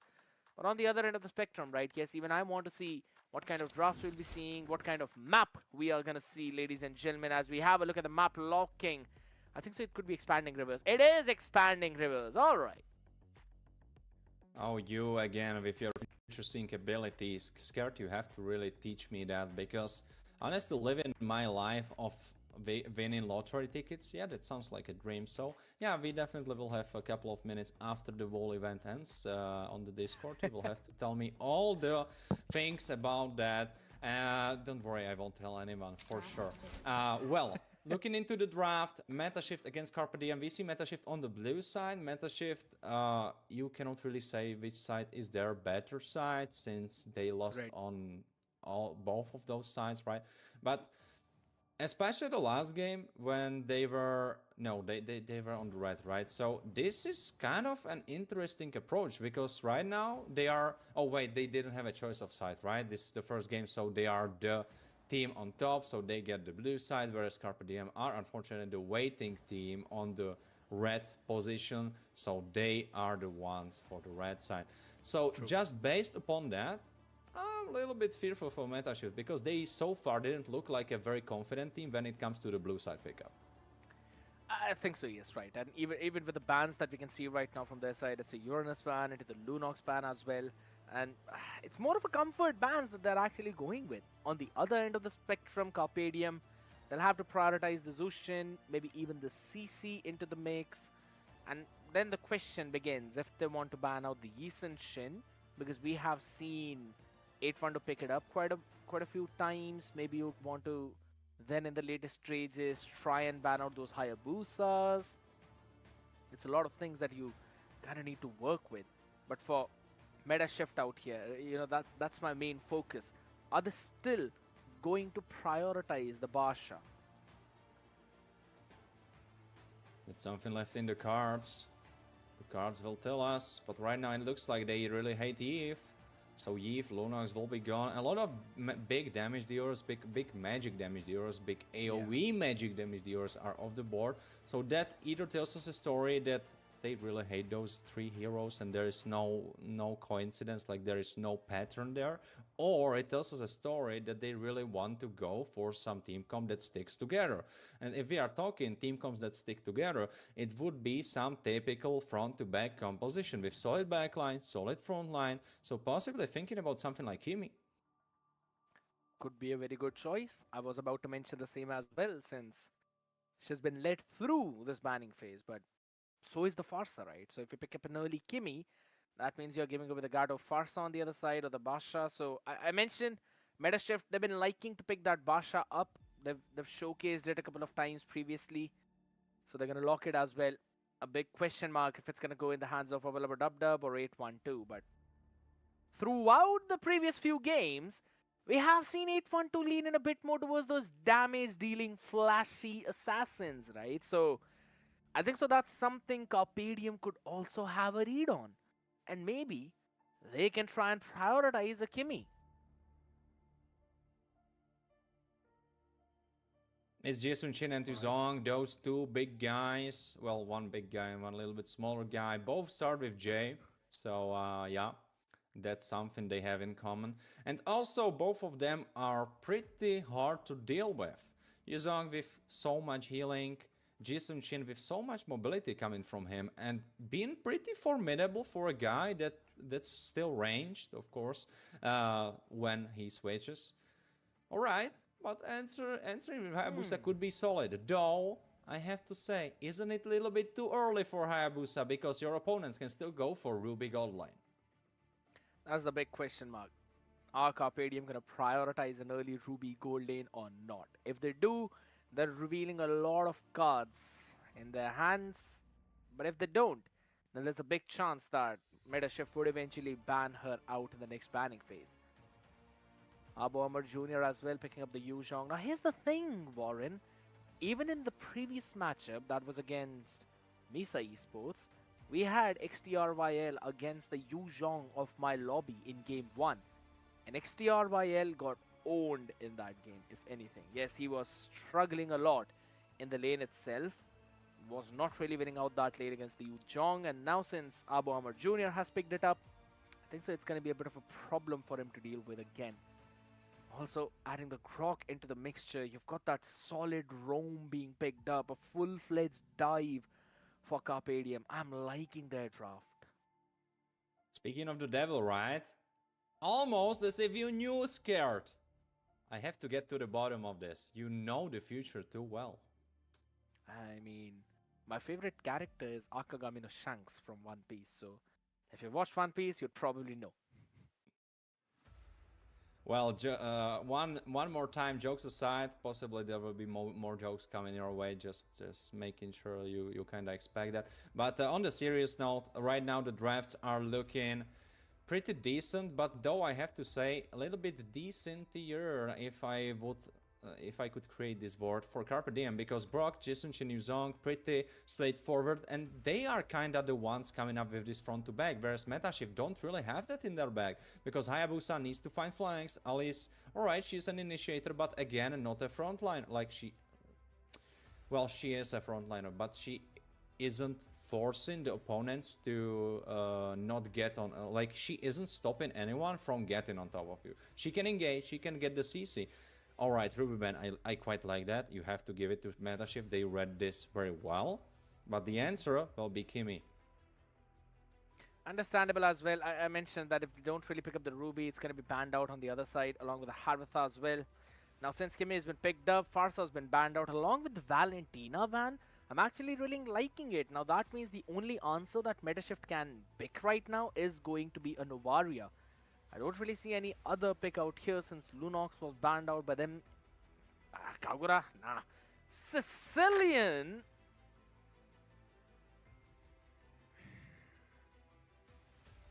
Why do you think what I think, Scared? It's a too much late game, my man. It's a way too much late game composition. Well, still you have Granger and Hayabusa for the early mid game, so not that heavy, but I agree. Oh, it's Bane. I wanted to say, if the idea for Carpe Diem is not to go Angela made with Grok, because we already saw it working super well, but no, it will be Bane together with Kimi, so there's so much damage. And honestly, looking at the composition of MetaShift, who's gonna tank them? And I will tell you, spoiler warning, no one. No one can tank the damage. That's the biggest thing out here which you mentioned, man.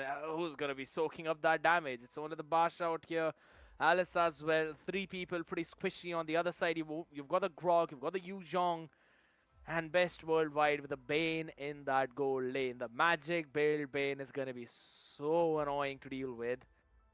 I mean, it's still a pretty squishy lineup for Carpe Diem as well, right? So the Hayabusa will have his own opportunities in the game. But ladies and gentlemen, we're only potentially 5 games away from finding out the last team that can qualify to the regular season of MEC Fall 2025. Which one is it going to be? Will it be MetaShift as Pelmetronio is looking to reach back at the former glory? Or will it be Carpe Diem who are looking to rise on top than the pro players of EU? We will find that out in the next few games as we move into the game 1. Already we see MetaShift having to prio in mid lane, but does it really result in anything? Well, so far it looks like, because Xpro with that prio is using it up for that gold craft. Wobalobadabda with rotation. Immobilized, 812 will be trying to play some poke action happening there. Mio, oh, big poke coming from Cecilion. Great connection, as God Believer needs to treat himself. He is immobilized, he could be going down, he's still alive. Abalabadabda tanking it up. Wave will be collected, and Virtusenko is the one who needs to run. Flicker, a great pull coming from God Believer, as first blood goes to Babalabadabda. No, my man. If it went to Cecilion, that would have been just that little tiny bit better, but well, since the situation was so hectic and you really wanted the kill, well, whatever, man. It's fine. as long as they get that pick off, right? That's what they need. But again, it's Virtue Senko, it's the Grog, it's fine. It's gonna be a-okay a little bit later on into the game itself. Right now, it's the bottom lane that I'm really focused on. Pelmetronio onto that Granger against Best Worldwide on the Bane. You know that Granger is supposed to win that lane, but he's trying to save that, or rather freeze the entire wave in his own favor. Mio getting to that level 4 as well. Should be a bit more priority in that turtle pit. God Believer, he'll be having the Bat's Feast too to help him out with the sustain. And right now it looks like Verdusenko will be helping Vabalabadabda not to leave really, but to stay, because it looks like he made for some good coffee. But Vabalabadabda isn't drinking coffee apparently, so he runs away. Yeah, he's gonna try and maybe sustain himself out there though, Mio. Talking about sustaining, can Mio sustain the onslaught? He cannot. Xtro puts him down. Verdusenko now with Big Tech in charge available. He knocks up 2 members, and Zane looks like he wants no smoke. He left.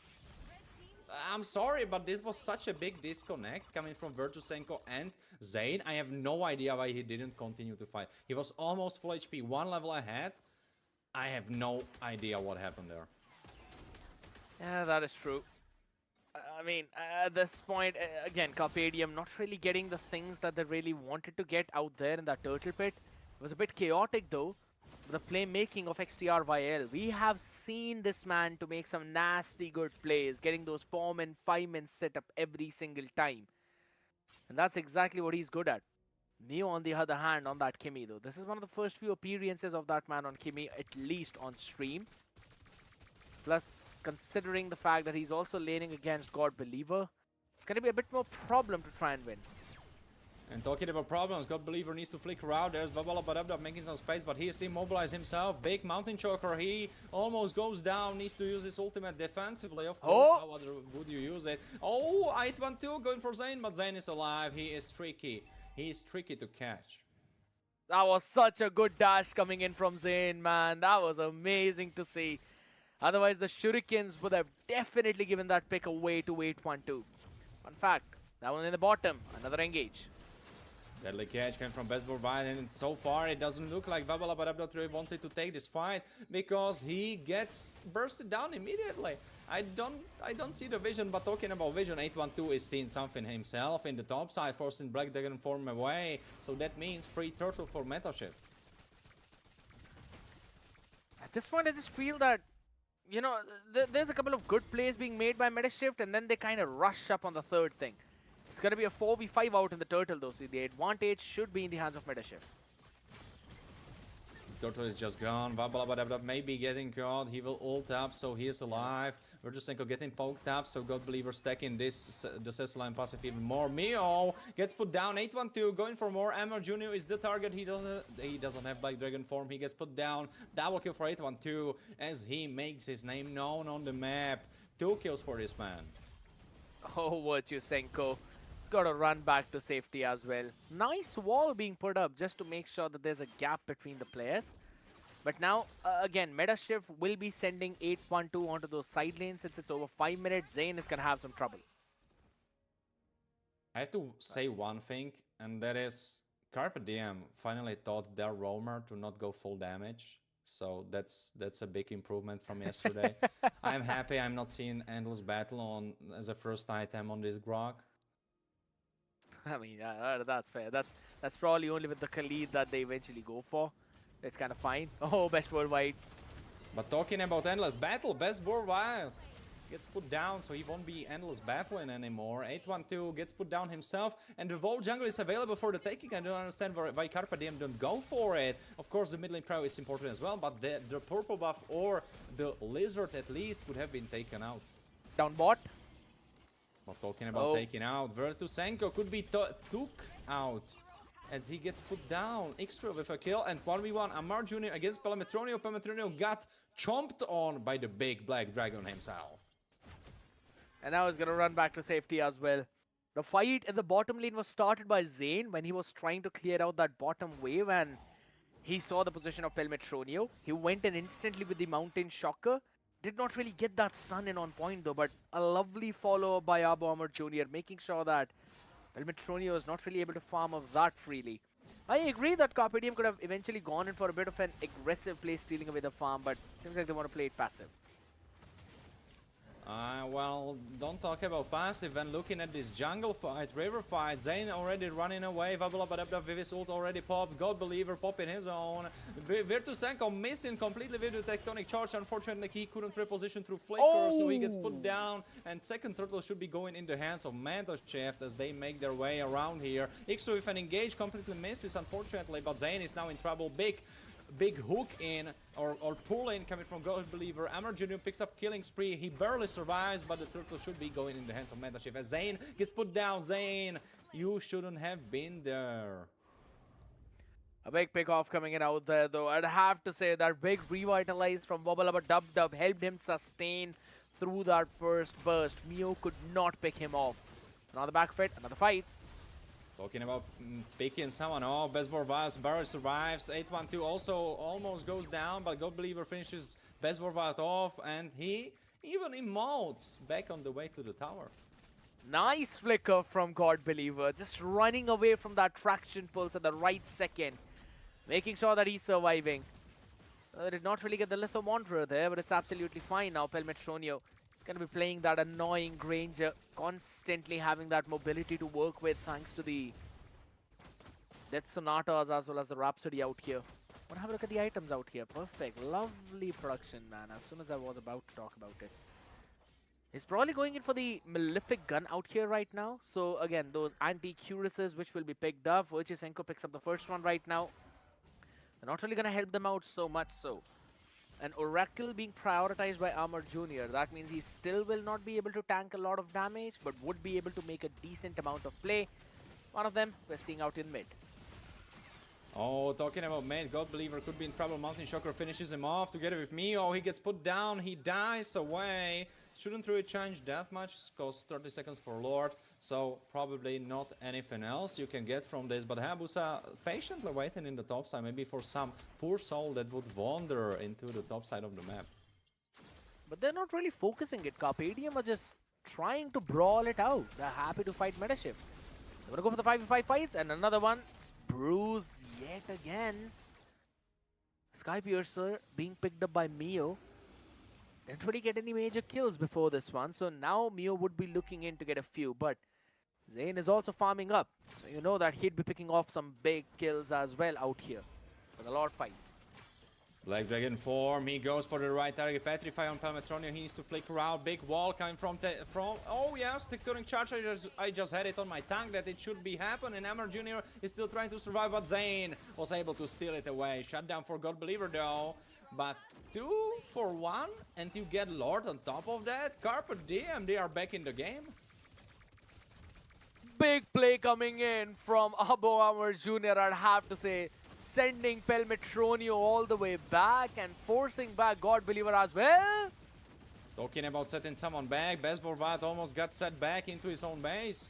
X-Trail trying to chase for more, Virtusenko still alive, he has his flicker available so he could be playing on the limits, on the knife's edge.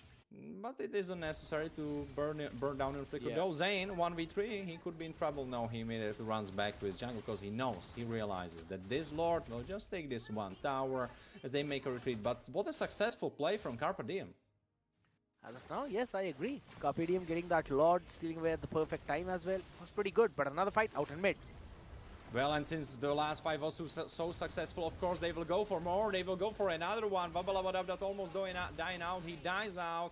There is Hayabusa. Yugi Shirokyo gets separated into 4 members. He almost himself dies. Virtusenko flickers over the wall in the last second. And Amar Jr. will tank this one tower shot. Oh, wait. It will matter a lot because he almost gets put down. Mio face tanking all the shots from Pelmetronio for his poor Yuzong. And the play is still happening in the bottom side where Bane is 1v1 against X-Trail. But I don't think X-Trail will let him off the hook just easily. He's still making a ruckus. He's not letting him leave.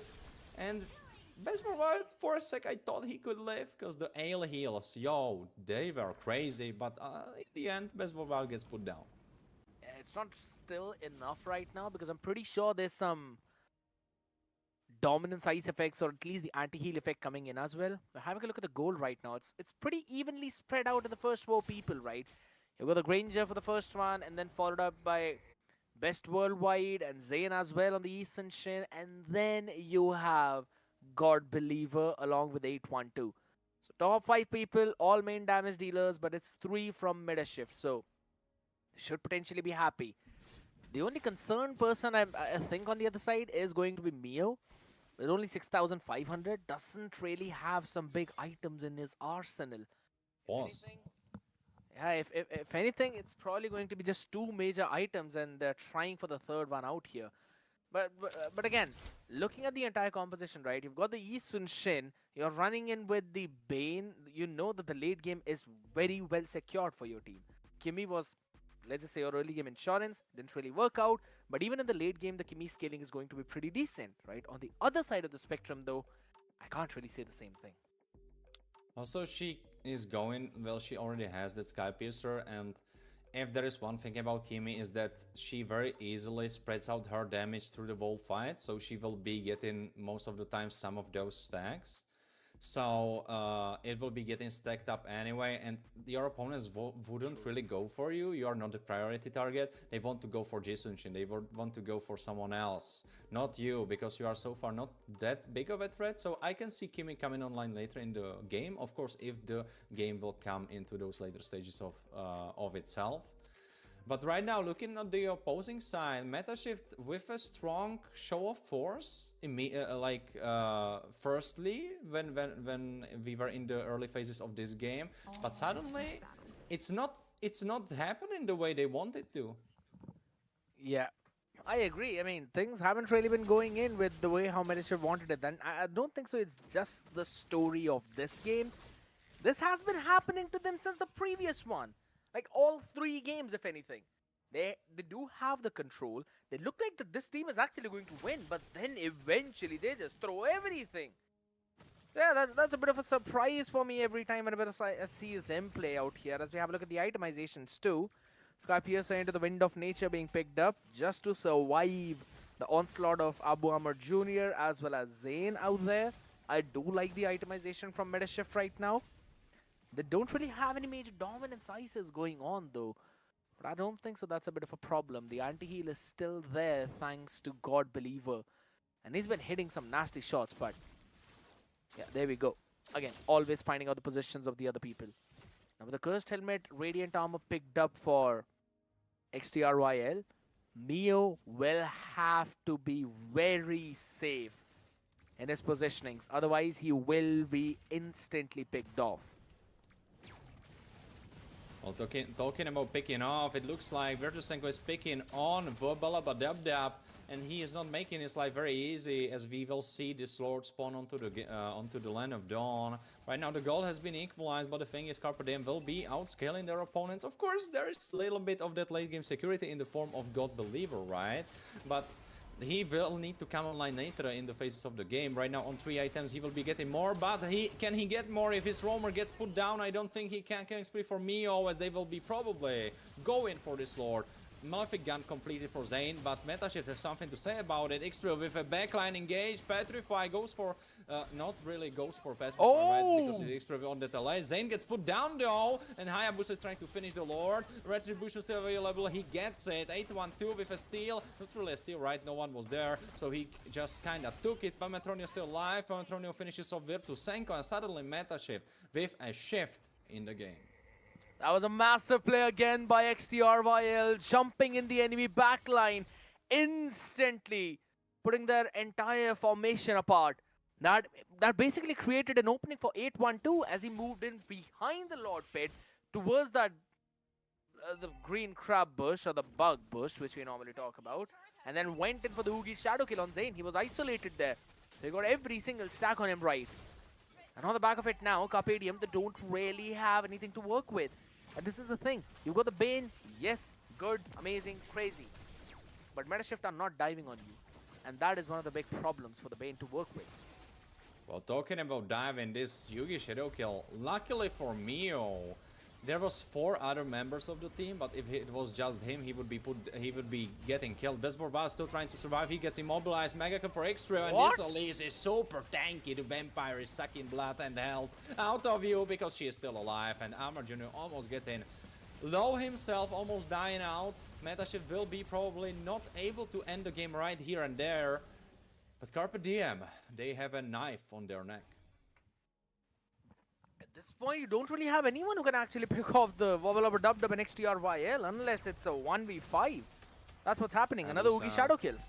Spreading damage between everyone of Carpe Diem. Boardvat is still dead. You try to get the last tower on the top side. Try to go for it. Zane half HP gone. 812, he is able to do it through his shadows, and there's extra with immortality completed. Nowhere in your life you are killing this Alice. He was just, what, eating every single shot of Mio, man. And he wasn't even tickling him. Zane joined in as well. Neither one of them could actually pick this Alice off. I want to have a quick look at the items right now and see what Extrail has built up at this point. Radiant armor, blade armor, that is Athena shield, all of them that for Wobble Upper Dub Dub. And then we've got two of those same items, Cursed Helmet, a lot of HP into the immortality. So he's got, what, a full-fledged Kimmy shutdown kit. There's no Divine Glaive right now for Mio. No wonder he's not able to burst through this front line. And here's the thing. This matchup is not so much so as to who finishes off the enemy backline first. It is who sustains more. And looking at the builds, Wobble Upper Dub Dub and XTRYL will sustain more. Just because Carpe Diem's backline does not have enough damage to burst them down as quickly as the Grog and Abo Armor Jr. will be shut down. That's the big thing. No stacks on Sky Piercer either, only 20. This should be a free lord coming in for Metashift. Oh, indeed. Like, just when you finish the sentence, it's gone. That's the thing, right?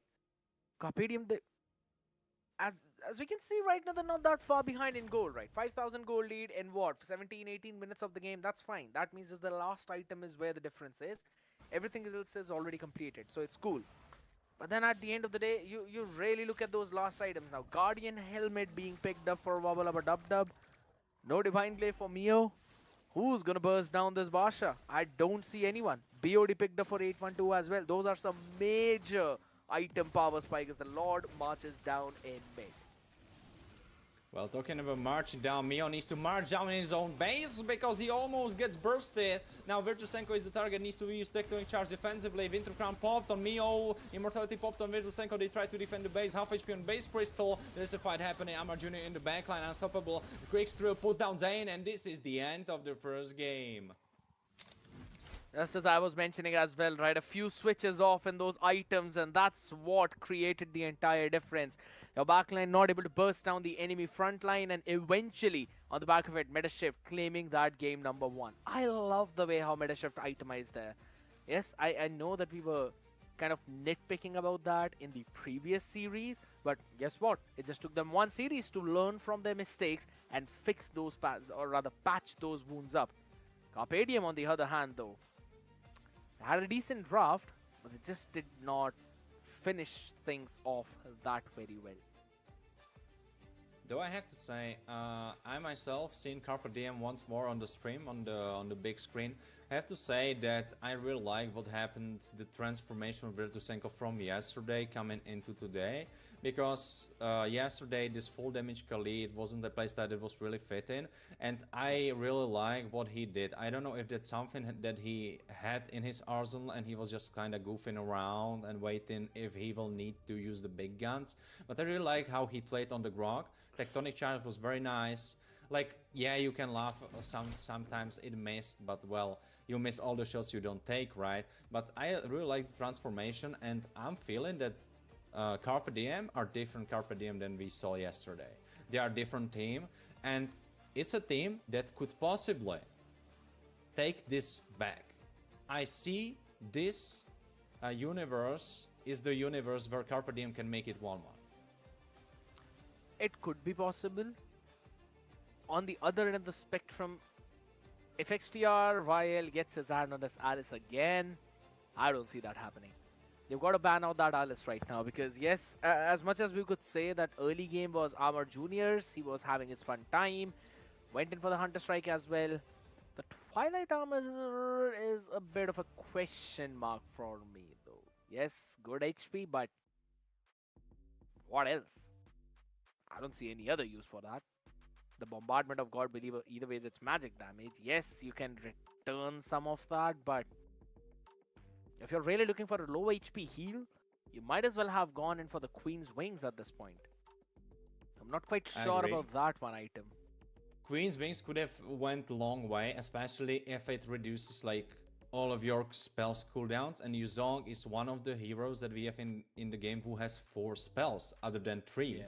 that are typical for most of the heroes in MLBB. So you could really utilize the Queen's Wings to absolute maximum potential, and together with the damage reduction, I think it could be working. Because just imagine the situation where you cannot really get on Palmetronio, that was how it happened most of the times, or on God Believer. But if you get bursted down enough, then you have another of your jumps, then you can use that second skill for gap close once more, then you have the first skill once again, even though the cooldown is already kind of low. So I would really like Queen's Wings a little bit more, or yeah, I think Queen's Wings would be the best choice possibly. But of course, Twilight Armor, I see the vision, but I feel like his biggest problem wasn't really that he didn't survive enough. It was mostly that he couldn't keep to his targets. Of course, Granger, pretty slippery. God Believer, pretty far away. And 812, well, you cannot pin it at Amar Jr. to go for 812. Like, he is not the man for the job. Yeah, I kind of understand as well, though. Again, it was just one of the suggestions for Queen Wings. I think so. You definitely should have gone in either for a Radiant Armor or for an Athena Shield. I don't see any other way. But on the other side of the spectrum, it's absolutely fine, right? Yes, understandable with how this entire game went. Early on, you could say that Metashift had the control, then it was taken instantly away from them. Carpe Diem had the full control of the game. They took one Lord as well, almost trying to push those lanes. But after that, that's where the trouble began, right? That's when XTRYL started to jump in the back line. That's when Wubba Lubba Dub Dub was also tanking up every single piece of damage that was thrown at him. Like, you could see Carpe Diem had to use a lot of skills and spells to take Wubba Lubba Dub Dub down and try to keep XTRYL away from the backline. And that was one of the big reasons why they could not elongate those fights. They were eventually ending up soon. Either you pick one off, or then you'd have to just run back to safety. You can't overextend those fights out here. Now it's going to be another story out, as we'll be having broken walls, ladies and gentlemen, and we will potentially see on the red side now Medishift playing on, while Carpe Diem will pick on that blue side. So it's going to be fun to see which kind of bans we're going to witness now. But I am expecting an Alice Respect ban. For Broken Walls, that already tells us that the teams possibly want to play much more aggressive team comps, not that the way they played wasn't really aggressive enough per se, but it's already making it much more easy to play those aggressive comps. Of course, Yuzong loses a little bit of his value since he can go through walls, but if all the walls are broken, well then everyone can go through those walls. But I don't mean I don't think it's such a big game changer for you to decide to not go Yuzong possibly, since he's already super strong in the meta. But honestly, Xtrill on that list, he finally showed us what he's made of, what can he do, and he looked like a completely different Xtrill than from what we saw in the last series when he was on LS. So either he learned something, or, and that's the more probable thing that happened, is that indeed Mesa Esports were the top dogs of the qualifier, whereas right now Metashift have a little bit easier opponent on their hands. Not to confuse though with a series that should be one-sided, because I definitely think that Carpe Diem are not very far behind. I think it's pretty close, and if Metashift will drop their guard and stop the not keep up the focus, they can lose the ball. That is one of the big things now, because eventually the fatigue will hit the players, right? Regardless of what we talk about, yes, it's basically pressuring both of these teams, but this is where mistakes start to happen. So you've got to still keep that focus up. You need to make sure that there's not a slight bit of mistake that you eventually make out here. Carpe Diem are making sure that they eventually force out one or the other mistake from Metashift. We'll have to see if that happens or not, right, Warren? Because again, in this game number 2 itself, the pressure is going to be on Carpedium. And this is the first win for Metashift in the previous 4 games that they have played. It was a 3-0 in the first series, right? And then they played this one game. Finally, they were able to take one away from the other side. But Carpedium now on the blue side will have a possibility of dictating the way how they want to draft. Since they are not forced to ban out a Jushin, they can let that slide through, can maybe ban out the Alice on the other side. I don't want to draw the devil on the wall, but right now, as we already spoke about it before, the first game went to meta shift, so that really sets the tempo, sets the theme of the series. So I feel like Carpe Diem really need to switch things up. They need to come up with something strong. They need to come out swinging, because if they don't, if they get their foot from the fuel pedal, then Metashift will just destroy them. And if the second game goes in the favor of Metashift, I think that would be a huge hit to the confidence of Carpe Diem. True. That is a big play, which you basically mentioned out here. You don't really want to let that second one go into the other side as well. So yeah, bringing it from a 2-0 deficit, it takes a lot of mental strength. You need to be tenacious. Zushin, Basha banned out, CC on the other side along with the Hayabusa. I wasn't really expecting a Hayabusa respect ban for 812, but you know what? It's fine. You got the possibility of picking up a Yi Sun Shin early on, so that could be one of the way to go. I say that they banned it out. They're like, yeah, we don't really want to pick it. We're happy giving Lancelot in the hands of Zane. Well, so far it looks like that. And honestly, if there is one hero that makes it hard other than Hayabusa for Lancelot to get on top of him, it would probably be Jisunshin out of the meta that we have. Possibly you could say Suyo, but Suyo was very long time from the meta, so that won't be happening for sure.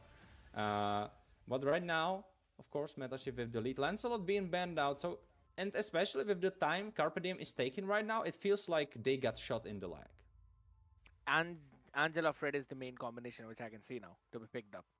I was about to say that in order to deny that, you've got to log in the Fredrin right at this moment. There is no other jungler that you can technically pick up apart from a Joy. And Fredrin is technically a straightforward counter of Joy. Angela? Well, straightforward. No. I think straightforward is too strong of a word. Yeah, the Angela skip, I'm worried about it as well, scared, because right now Carpe Diem have it completely. It looks like Metashift is allergic to Angela. They either ban it or they don't play it. Like, there is no between. It's banned or they don't play it at all. Because for Carpe Diem to just go Angela and make Fredrin completely invincible is so easy in the cards. And I would be very surprised if Carpe Diem didn't go for it. Also, Angela, it could still mean that since Metashift are in the lead, and statistically speaking, they should be the stronger team in the series, just because they lost, they got into the loser bracket at the complete end. Maybe they have something. They have a rabbit in the sock. They have a rabbit in the hat. They have something that they have to for an answer. At this point, just pick an Angela Alice, pick a Khalid in the roam, go for damage. I don't mind. I'm absolutely cool with it as long as you're not the first primary engage of your team. And then in the gold lane, you can pick up something with the magic damage, maybe something along the lines of a Nitan. But guess what? They just entirely flip the switch. They go in for the Harith, which was left open along with an Esmeralda. It's going to be, again, one of the most boring lanes in the EXP to watch out for, back and forth trades. But picking a Harith into an Eve, interesting. Okay. I see the vision for Carpe Diem because Esmeralda already has a pretty decent matchup into Yuzong, other than before level 4, because before level 4 she's losing a little bit, but later in the phases of the game, especially mid-game, she beats Yuzong. When Yuzong gets anti-shield, then it's again playable, but that's typically around the later phases of the game. So Esmeralda is a pretty decent pickup for themselves, and this Harith being left open, that's just free for you. Of course, If you go your typical magic damage dealer, then there's a big problem happening for your side, and that means that there will be 3 magic damage dealers for your team. So Carpe Diem should really think, do we want to play something off meta on the mid lane, or can we put maybe even Esper on the mid lane, even though it would be kind of spicy and kind of crazy.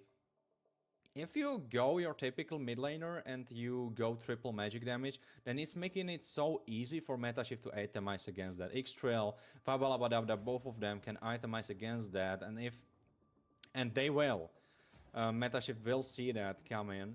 They can correct their composition with the last pick out. So I think it's pretty dangerous to go for that typical composition with the magic damage dealer. Of course, Yeah. I don't know if there is something you can pull out in mid lane. I'm just like talking from theoretical perspective. I think they will still go for it, but there is this big danger in the air. There's the big thing, right? At this point, I'm a bit confused out here as to what can you really pick off as well. Khalid and Grok has been taken out. What are you going to pick up in the room? If anything, you're kind of forced to pick up the Angela, right? Or maybe a Godot Gacha, maybe if you want to. That could be a good pick. Melissa goes for meta shift. So these big AoEs will be going in their way.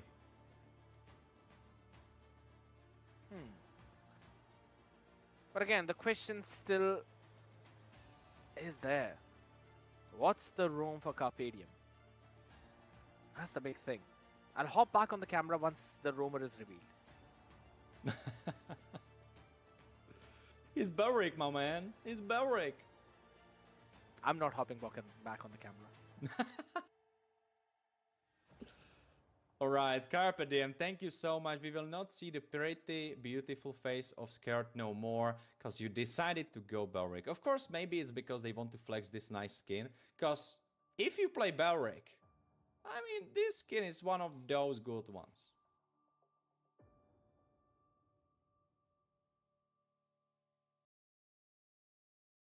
Well, right now we see Fanny for the side of meta shift, so that already means that they are very confident in their mechanical ability to play it out. Zane will be, of course, running the Fredrin in the jungle, but 812, he could be getting caught off guard. That's something he needs to keep in mind. But Mio and Bezbor Wild will be the possible targets for his wrath.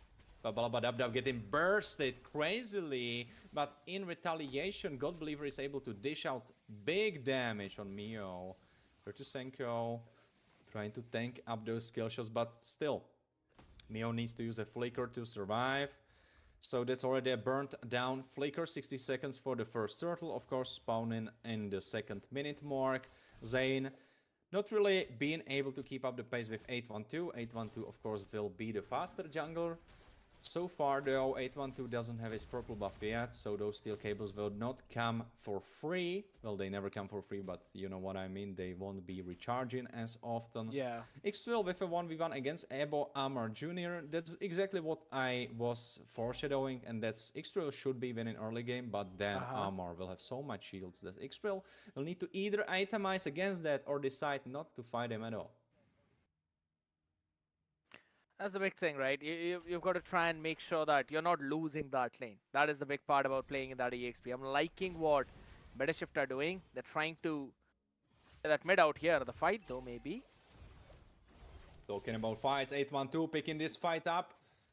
The tower actually didn't do quite much to 812. I was honestly surprised by that because I was expecting big chunk. And talking about big chunks, Mio, first blood against Xtrail. We always talk about those anti-dive roamers, right? Whenever you want to dive in, you got to deal in with one of those anti-dive spec, which obviously tries to ruin things for you. We haven't really talked about Beleric a lot, and he is one of the best anti-dive heroes to play against. Alright, to play with, right? Another fight out. Talking about anti-dive, can you stop Xtrail though? If he goes with the Black Dragon form, I don't think you can. Only thing you can do is avenge. You can avenge your mid lane. That's all you can do. Only that one avenging is what really happened out there. But overall, if you think about it, it's a very easy turtle pick coming in for their side, right? So maybe Carpadium, they haven't really lost entirety of it. They still are trying to farm easily. There we go. 812 getting taunted up though, and he will get bursted down, and that's exactly why you have to respect Belric. And you cannot play like that. 812! Did you learn nothing in your ranked games? I feel like Belric is one of those guys that can punish you even in your ranks when you play Fanny. I think so. That is probably the case. But there we go. Another fight out here. Not stopping anymore. Holy smokes. Degree of manipulation, pushing everyone away. But so far, God Believer maybe needs to start believing a little bit more in himself, because he only has 1 assist and no kills on his belt.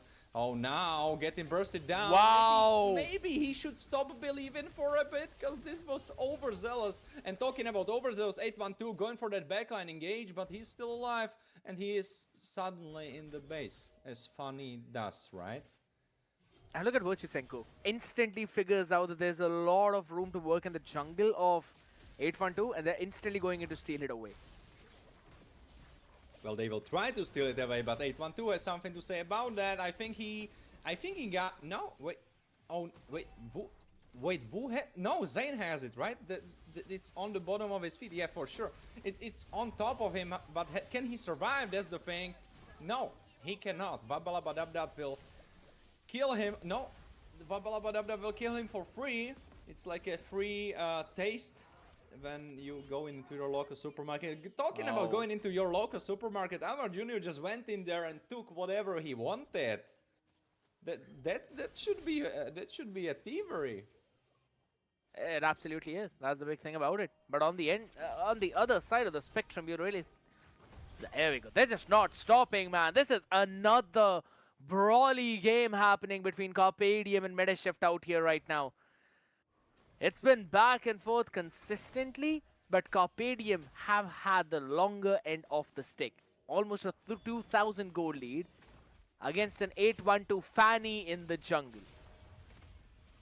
Well, talking about the spectrum, God Believer really needs to jump back into the part of the spectrum where he can perform, because right now he's on that lower echelon where it's just not going so well for him. Virtusenko with a big Belric ultimate to force everyone away. Of course, the Glorious Pathway will make the chase available. Mio needs to fly away in the bird form. But so far, so good. 2,000 gold lead for Carpe Diem. What happened with them? Did they have a coach talk to them? Did he made them believe once more? They are exchanged. They are completely different monster than in the first one. I mean, you pick up a Fanny into the composition against a Fredrin. That's exactly what's going to happen to you. And talking about bad things that can happen to Zane, punishing God Believer, and I find his name kind of ironic right now, how the game is going, because it doesn't really look like he believes in himself. Because 0-3, that's not looking in your favor, man. Bonk as well on XTRYL. My goodness. It is just utterly disastrous for Medishift out here. They're losing out onto their early game. Pelmetronia almost getting that 1v1 win against Best Worldwide, but not really turning around whatsoever. There's constantly going to be those problems out here, right? 812 hasn't really been, let's just say, that very impactful on this Fanny. He's been trying to catch Mio, but Mio's been flying away through those walls. That's the best part out here. Broken walls, yes, you've got a lot more to work around with the Fanny, but at the end of the day, what are you supposed to do when you've got Zane on the other side on a Fredrin? You've also got a Belric up in front of you. A freaking tree that binds you to its roots. You don't really have anything to work with. And now, oh my goodness. The invade coming in too. No more purple buff. Now the problems begin for the Fanny. It's exactly as are you saying. They, like, if Zane is able to steal away your camps as Fredrin against Fanny, well, that spells Doom for you. And right now, the Doom is called Carpe Diem, because the Doom is 4,300 gold ahead, and they will start another 5 big ultimates coming for Virtusenko. Big Town coming for X3, and X3 will get put down. Virtusenko gets the kill, but doesn't matter, because you still get it. You still get the turtle on top as you make Pelmetronio run away under his tower. 8-1-2, only trying to farm up in the bottom side. Can they survive in the top tower? That's the big thing. They will have to retreat back to safety. And they will give up on the tower as well. Good decision coming in from Metashift. They cannot let this goal lead dip any further away from them than it already has. 8-1-2. All he can just do is try to get what bare minimum he can eventually get. But for how long? That's the question. Blade armor being picked up by Zayn. He's going to be tanking so much damage now from Pelmetronio too. That's going to be big. Well, talking about big, 8-1-2 trying to make those big plays, going for Mio, but Mio has the bird form, of course. Qua, run away, fly away, he will be fine. 5,500 almost for the side of Carpe Diem as another fight happens in the Metashift's jungle. Zayn in the thick of it. Oh, CC Immune, of course, flies in there. Black Dragon form, Xtro goes for more. 8-1-2 running away. Xtro, you are too underfed, my man. You cannot play this. Virtusenko goes down, but it's a roamer for XP laner as they chase everyone away. Pelmetronio almost getting killed himself. Save thanks to the regen. He was able to get some HP back as well. The burn was not enough. And again, 8-1-2. Man, he doesn't have the blue buff. He can't go for double, triple cables, right? He has to play it slow. And just because of that, he cannot get that double prey mark on top of his opponent, which helps him deal the maximum damage with the cutthroat. That has been a big problem for this man. All he can do is go in the EXP lane, clear that out. That's about it. Looking at the builds as well. Goes in for an early Malefic Roar as well. But again, no burst damage, which we are actually looking from this guy. And holy smokes, man. Mio on this Farsa. He's been so annoying. We're talking about annoying. It looks like Vabalabadabda had enough of Zayn and he's saying, man, sit down. You are dead. Finally, they were able to get that one person down. Now that's going to give them an advantage. Talking about the advantage, Virtusenko goes for a play. Pelmetronios barely survives with a sliver of health. That's such a disrespect recall in this place. If Mio just knew, he could feather their strike on top of you. No pun intended, of course. Metashift trying to retake their own jungle. They have 5 men against 4, but will it be enough? I don't know. Extra level 9 against Amar Jr. level 12. This is not the best way to play the game right now. You are so far behind that there needs to be a miracle happening for you to come back. Finally. You could see 8-1-2 getting his own purple buff. But guess what? On the back of it, they're just simply going in for the Lord. They know they've got the retry advantage. There's no one who can really jump in to try and steal it away, but Pelmetronio still wants to go. Pelmetronio can want to go, but if Virtusenko says no, then he cannot really do that much. 8-1-2 will try to get some gold for themselves. Oh, look at that. Completed for God Believer. No, he got Mio. killed on his way back. Mio got him. Yeah, he was just sitting in that bush near the bug. And as soon as 8-1-2 hopped there, he was surprised by the stun feathered airstrike. Phenomenal. Well, talking about phenomenal, Amar Jr. is so far ahead in the XP. Look at his levels. Almost level 14, together with Zayn, 2 of the highest levels. Athena completed for Vabalabadabda, but will it be enough? As Black Dragon form will try to fly into his enemy's X-Trail. I don't think this is the play you want to go for, my man, because now you are so low, you cannot do anything. But maybe, just maybe, he made enough space for them to finish Lord. All he wanted to do was to shut down that feathered airstrike from Mio. That's the biggest play. And I think so that's absolutely fine now. On the back of it, you save your mid inhibitor. Top as well worked up perfectly. And thanks to 8-1-2's Fanny, he will be able to go on the side lanes at least to clear that out. Constantly working in those extreme far off lanes as well. First he was in the bottom, now he's all the way up in top. Oh my god, Mio confirming that lightning truncheon. Pelmetronio he's getting outranged already. But now he's going to be chunked down to half HP with a one shot. I have to say I really dislike Pelmetronio going for Melissa, and it's now showing he's getting outranged, Omega outranged, because Best Vorvile is just shooting him from 5 miles away. Pelmetronio still alive, he's still the hope for his team. Mio gets shut down by God Believer, so at least something that they get in Did they get back? But Bezvorval will shut down, not through a shutdown, but kill God Believer anyway.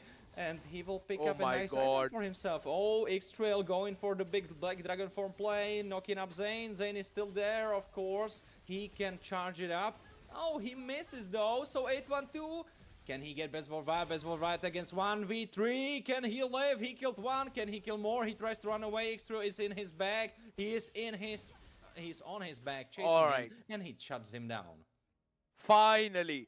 Just look at the amount of time he bought for his team and look at how much he sustained through that. Man, best worldwide on this Harith. He's literally taking half of the HP down of Pelmetronio's Melissa. Melissa getting outranged by everyone. Now that's a new thing for me to hear. But with the Farsa on the other side, you could probably understand that all of that would happen now. Again, feather airstrike, but finally it's not even tickling.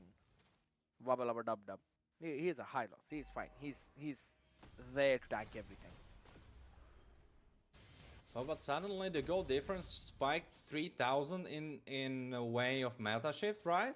So it's not that bad. And suddenly it's a little bit more playable. And if you look at the items of Pametronio, he is not so far behind Bezmor Wild. And if you compare it to everyone else on the map, it's super playable for him because comparatively he has even more items than some of them. 9.2k gold out here, only behind the Harith and the Esmeralda. So he's doing absolutely fine out here right now. And even B12, or rather 812 out here, he's gonna get his own purple buff too. He used up the retribution now. He's not gonna have it for the next 30 seconds though. Good thing Carpadium do not have that information. Otherwise, that that's could what's have been super important. They don't know. Yeah. And now Feather Side will be used as Virtusenko uses up his own ultimate glorious path away. Virtusenko could be the target, but it's X-Trio that is the target, but he's still alive. The Pelmetronio chases for more. Double kill. Zane goes down, Virtusenko as well, and suddenly it's just Babalabadabdab that you trade for two members and a jungler on top for the side of meta shift. 812. He's got to run back to safety out here. Falling Star Moon and catches the right target. Tronio tried to fry, but he got fried himself. Mio shuts him down, and suddenly a situation that was so good looking for MetaShift is looking equalized in the hands of Carpe Diem. There was such a good opportunity for the MetaShift to go for that Lord. There was no need for 812 to extend that fight any further, because that eventually gave chance to Abu Amr Jr. to move all the way up, and eventually Mio went in for the Feather Airstrike onto Pelmetronio. This should not have ended in that way. Now Carpadium, still with a 4k goal lead, will have an opportunity to take this Lord down, but XTRYL's positioning is going to be the key. Oh, for sure, the positioning will be definitely the key for himself. As we attend another fight, that could be the end of this game. X-Trio gets put down. There is still Zane. Zane almost dead himself, but Virtusenko is the one to fall for his actions. 812 is though dead as well. Bezvorval gets put down, but doesn't matter because Zane finishes Lord off. Great retribution coming from Zane as Zane makes his retreat. Pametronius still tries to chase, but he cannot. Well, he might be able to. Zane gets traded for Vabalabadabdov at least, but Lord still in the hands of Carpe Diem. Good thing is they're able to trade all of those people off, and now XTRYL will be hopping in the 10 to 15 second mark along with 812. So they'd be able to defend this Lord, but maybe not if Abu Amr Jr. is tanking so much. Look at Mio. Look at Mio. You have to give it to the man. Pametronio is doing his absolute best. Let go! Will it be enough? It might not be. Pametronio almost getting shut down himself. He is still alive though. 812 goes for Mio. Mio is super tanky for a bit, but suddenly he falls down anyway. 3,500 gold lead for Carpe Diem, but lately it doesn't really mean that much. It's 17 minutes. Everyone is full build. No retrieve for 812. He used it to pick off Mio. And because of that, no purple buff as well. It's Virtusenko who picks it up. I can really run with that cooldown. I absolutely am on board with that. Now, looking at the itemization coming in Carpadium, yes, you've got Abu Amr Jr. with the Radiant Armor for the Eve. You've gone in for the Blade Armor as well. Hold on in the mid. Yeah, we have to hold on because another onslaught happened and God Believer with big revolt manipulation and now big Black Dragon form going into the backline, going for MR Junior. Big petrified members, Whoa! knock up on 3 as well. Virtusenko is almost dead. He gets killed away. There's 812, finishes best for wild and suddenly it's 2 members down and gold doesn't really matter anymore because meta shift are firmly in the driving seat. Massive knock-up petrify combination by XTRYL. I've been mentioning that he is the playmaker on the Alice. He was just not really getting that angle or the opportunity on this Yu Zhong. Now goes in for the Twilight yet again.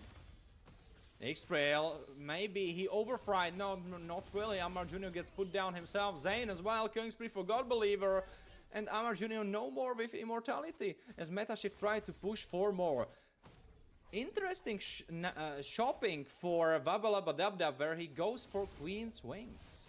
Oh, 812 goes for more, but he almost dies. He is dead. Mega kill for Amar Jr. as Virtusenko is tanking so much up. It's Balrog. He's almost unkillable, but Vabalabadabdab is still alive. God Believer forces everyone away. Mio almost dying, but he is alive barely by a sliver of his health. Metashift suddenly in the gold lead and 20 seconds for Lord Spawn. Big one yet again from Metashift as they take up the inhibitor in the far lane. The waves are going to push automatically now, so that's going to be massive for their team. And Metronio also steals away the orange buff. That means extra damage for that guy. Goes in for the Rose Gold Meteor, sells the boots for the Athena shield just because Mio has been destroying him on that magic damage. And there's also Best Worldwide out here on the other side.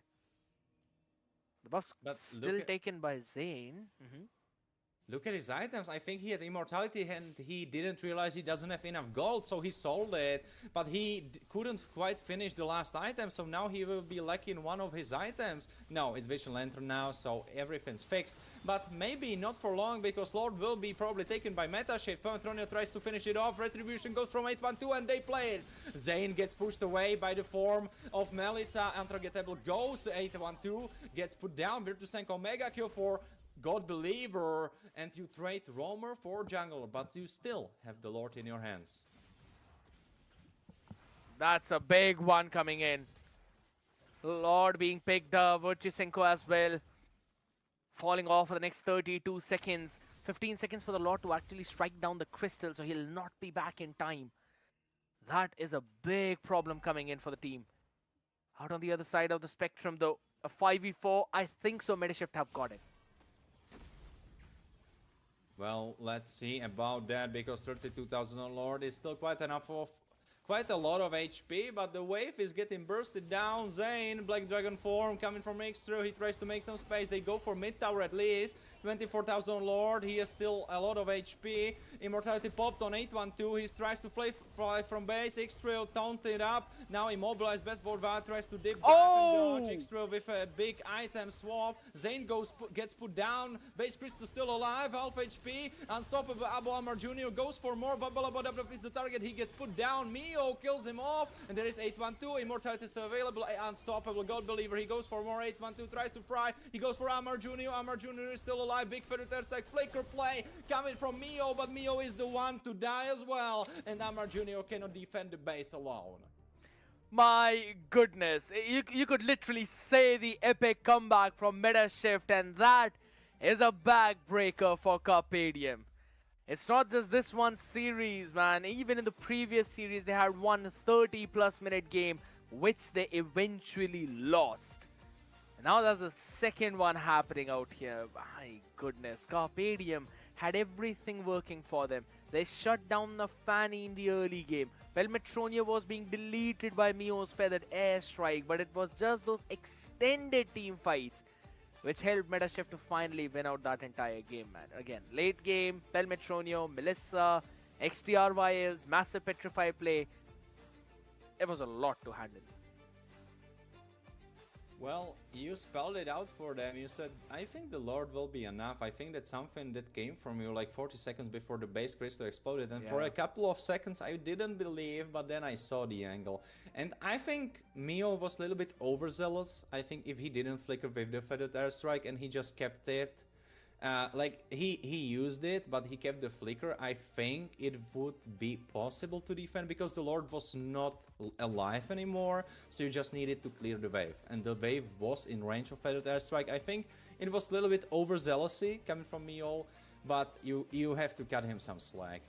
This man, as you have said it, two 30-minute long games, then barely getting through, and now you are in this series, lose the first game.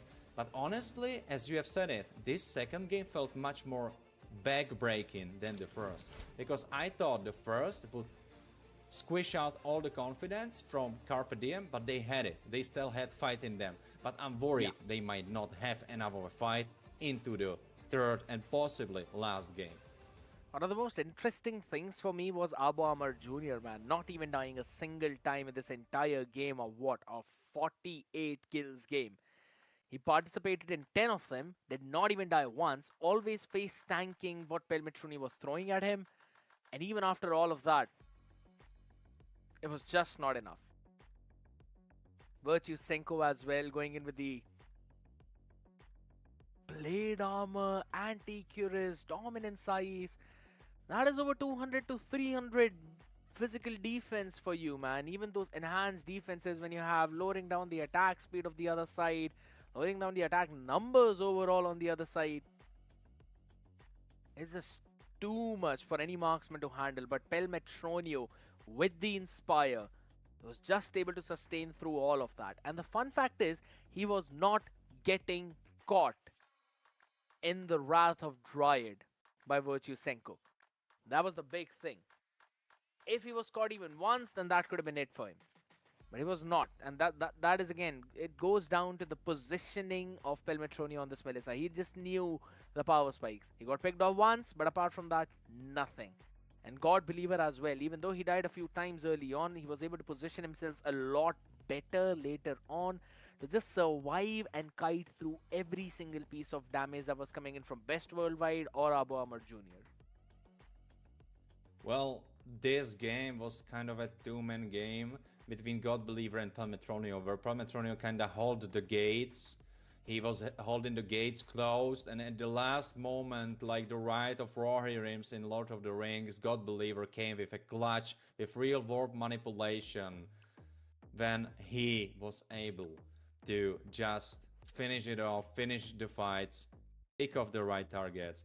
And as you have said it, rightfully so, the first part of the game, it was like God Believer trying to believe in the God, but suddenly it felt like everyone else started believing in God Believer because he started turning those fights on top of their heads. He started doing so much damage, he was picking off the right target, zoning them off, crazy revolve manipulations, and he was suddenly like reborn. Fun fact is, I could say the same thing for XTRYL. He was like struggling so much on this Yuzhong early on, dying 6 to 7 times as well. Everything was going good for Carpe Diem, and then eventually he found a proper timing with his team with how he needs to use the Black Dragon form. It was very disconnected by meta shift early on, but then Pelmetronio's couple of picks along with God Believer as well starting to dish out that damage, and Wobble Up a Dub Dub being pretty tanky, that kind of paved the way for meta shift to bring themselves back in that game number 2. But on the back of it now, they've got a lead of 2 games to 1. It's a tough spot to be in if you're Carpe Diem. But definitely, the answer is not full damage Khalid, I can tell you that. Don't do it, Carpe Diem, don't do it. Oh my god, bro. Keep some dignity, don't go with full damage Khalid, please. But what I wanted to say is I can really see it's super tough, right? The spot in which Carpe Diem is, of course, the spot was tough just couple minutes, no couple minutes, but like couple hours ago. Super tough spot for Metashift when they kind of had to jump back into the series and get prepared after they got punched down into the lower bracket. But honestly, I think Carpe Diem still got it. If you ask, like, skill-wise, macro-wise, mechanics-wise, I think they got it. I think it's playable. I think it's possible. I think there were so many good moments from this team that we saw, especially today in this series. As I have said it, and I will say it again, they look like a different team than yesterday. They look very well working together. They have much better synchronization. They have better synergy. So I'm feeling like they could pull it back, but it's going to be very hard. And this is the last moment, last chance, as is the name of the qualifier they have. One opportunity is all you've got right now. Dangerous Cross is the name of the map. Extra bushes to work around with. Hilda's gonna love this one. Kalia's gonna love this one. Maybe even Franco or Kaja are going to love this game. But are we gonna see that or not? It's the big question out here, Warren. Because again, Carpadium will be on the red side. We've got Metashift, ladies and gentlemen, on the blue side. What's it gonna be? Are we gonna see Pelmetronio back in the action of the regular season? That's the big question. Meta shift actually going for the no, not really going, right? Carpe Diem were the ones choosing the side. I have to always remind myself, of course, a little bit of a longer day. Not really time-wise, it's been just 3 hours, but like match-wise, how impactful it was, how crazy the games were, how action-packed it was. Well, in that way, you have to cut me a little bit of slack. I will try to be ready. I will try to be coherent myself for the rest of the series. But it was an intense day, and it still is. And we I see agree. meta shift going for Yuzong and Lunox ban, whereas Carpe Diem are looking for more typical bans in form of Juxin and Lancelot. It's fine. I mean, on the red side, you have to go and ban out the Jushin. I believe it's going to be a CC ban as well for the last one. Since the Eve has been banned out, I think so the priority for Metashift could eventually be a Farsa into the mid lane. Maybe God Believer would want to play with it, or again, just to deny it to Mio, because Mio was pretty good on that Farsa. Or they can, you know what, simply lock in the Basha. Worked out in the first game, could eventually work out for them in the second game as well. Or rather, the third one here. It could be. It could be the Bakshia. You are right on point. It was working much better than in the series before. And here he is, the turtle god himself, Baksha, the man, the myth, the legend, Turtle Man, who is saying that you cannot make it work with two shields. I mean, my mom always was saying that you cannot make it work with two shields, but look at Baksha. He's rolling around, making it work. Fun fact is he just covers himself with those two shields and rollers around the entire field though. But for Carpadium now, I think so it should be an Alice pick. And if they really want to go with something, maybe they can also pick up an early Angela if they want to. Or you know what, since Lancelot has been banned out, Alice Yisenshin. I think Alice Jesunchin could be the way to approach the game because I have multiple times today established that you need frontline for your typical backline heroes, but of course Jesunchin, well, is not your typical hero. Well, let's not talk about Jesunchin because Lapu Lapu and Farsa are on the board, on the menu, you can say. And this is quite spicy because Yuzong is off the board. Yuzong, the typically strong hero into Lapu Lapu who can punish his early weak phases of the game. And now you go for Alice, but Alice has the shorter stick if you compare her capabilities to Lapu Lapu, especially when she is at level 4 and is the early phase of the game. But the fun fact is, XTR Vial knows how to make those nasty plays with 3-man, 4-man stun along with the Thorn of Ruin.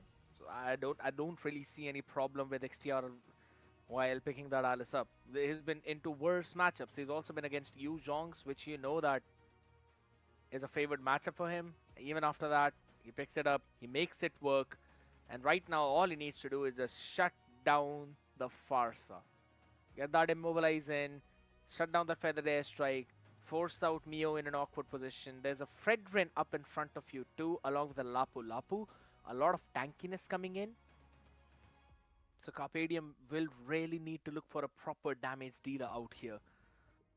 Which can also... You know, I think so they're going to play a front-to-back composition out with this one. The Belric's going to be banned out. Virtusenko is not going to get his hands on his pocket pick anymore now. Kimmy along with the Moskov. Well, Metronio still has the Irithil and the Melissa, so that those could be picked up out here. They still had it open, and I think so that Hadith could be a pretty good pick for meta shift. He could be indeed, for sure. Of course, then you are very strong on the magic damage dealer side because X-Trail magic Angela. damage dealer. And you would, if you would go your typical magic damage dealing mid lane mage, well then, oh, Metashift actually going for the Nathan ban out. Quite interesting for me. Is that something that you think they have in their arsenal, or do you think it's the PTSD from the first series? Could be that case though, but I think so they've got to read onto what best worldwide are going to pick up. They only have one magic damage dealer till now, so they need the second one that could go in the gold lane. Hadith doesn't seem to be a good pick into an Alice and a Basha, so they probably thought it's going to be a Nathan, but they're locking a Granger. Want some early snowball. Who is going to be their roam? That is the question. I really hope that Virtue Senko could actually play an alert. Because if not, then all I can see is going to be a Khalid. My goodness, that is such a late game composition. You've got a Sicilian picked up along with a Harith. XTRYL as well on the Alice. That's a lot of magic damage if you consider the Basha as well. Radiant armors first on the board, definitely for Carpe Diem. Do you have to make one thing count, and that is Carpe Diem have, at least from what we saw, they cannot end the games. Other than that, True. everything else before that, they can make the eggs, they can fry the eggs, they can get all of these things, they can get all of those things done, but when it's time to wash the pan, they don't know how. They're locking the Hilda as well for the last one. I was thinking of Kalia or maybe an Alert or maybe something that can set your team up for a play, right? They need a proper engage tool for themselves, but they don't really have that. So they're going to go with a Hilda right now just to try and disrupt the farming flow of meta shift. Now it's interesting to see how this one is going to work again. You can work around with the map space, a lot of bushes. It's fine. Hilda's going to heal up a lot. Opens the room for you. Maybe they can try and invade into the jungle of 812. But apart from that, I still think that meta shift might actually have this one in the bag if God Believer survives in the early game. I mean, Carpe Diem are full all out. They are saying, we win early game, we break your backs, and you have no time to get into the late game. That's the story of the game. Because Carpe Diem want to make it as quick as possible. They want to be done with it and be immediately on the score 1-2. So they can kind of ease themselves up. Of course, it will still be rough because they cannot lose furthermore, but it will be a little bit of a better position than they are in right now, because then it will be only 2 more games, not 3. So I can kind of see the vision. Only thing for late game for Carpe Diem is Mio, and we saw Mio playing super good Farsa, so why not? The thing that's going to work them for the early game is going to be this Hilda. Just so that Mio can get enabled in the late game, but not like this. Uchisenko has got to run back to safety. Thanks to that bush now, he's going to heal back up now. Both the junglers, if you really think about it, they're going to have a pretty slow clearing speed. There we go, Mio wants to make a play up top. Down bot, Well, rather. speaking about slow, you cannot definitely be speaking about slow if you look at Mio. Oh, look at 812, getting first blood for himself, and it's on Hayabusa. That's rough. Not really the best thing out here as the jungle gets open up and Mio is struggling with the Shield of Unity on the other side. Got to use the wing by wings to clear out the mid, but oh, Flicker burnt out. The turtle is open for meta shift. Carpe Diem needs to drop it. And it's so bad because they are on a timer. They need to be playing those objectives. Maybe Mio can get back in time through the bird form. Maybe he can do that. I don't know if it will be quite possible though. No level 4, no flicker available. This is going to be disastrous for Carpe Diem if they decide to take the fight and then lose it. But the thing is, the clock is ticking, tick tack, and level 4 on Mio is ticking as well. Bobalabadab only level 2. Virtusenko going for 812. 812 almost going down. Big first airstrike. Zane finishes the turtle off, and God Believer needs to start believing in running away because he needs to keep his life, his head on his neck as Zane finishes Babalabadab, and suddenly Carpe Diem with a 1000 goal lead. Big play coming in again from Virtusenko on that Hilda. Just entirely destroys the HP of 812 thanks to that one shot of the feathered airstrike as well.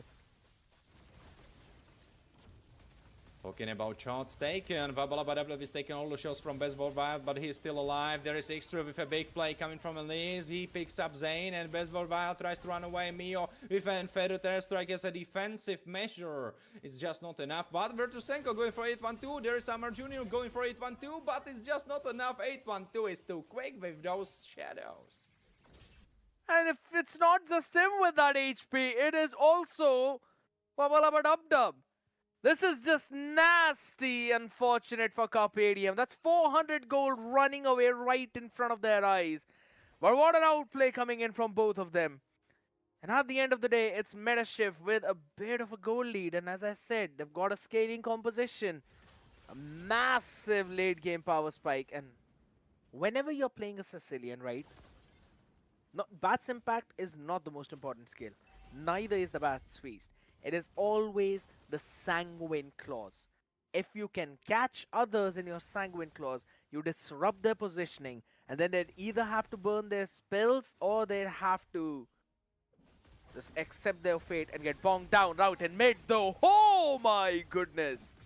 Talk about accepting fate. 812 had to accept, or he should have accepted that he won't be getting anything until the next turtle fight. But he was saying to himself, well, maybe I can, you know, cut out a little bit for myself. But his hands were too greedy. He tried to get too much. He died for his actions, and together with Extra, they've been put down, and now Carpe Diem are taking the second turtle of the game, and suddenly it's 1,300 for Carpe Diem. Interesting to see that they did not really decide to go in for the purple buff as well. I thought they would want to. But again, they didn't really have the feathered airstrike of Mio available. And if that's not available, you can't really go in for those fights. Again, Sanguine Claw saving the life of God Believer there, but hold on.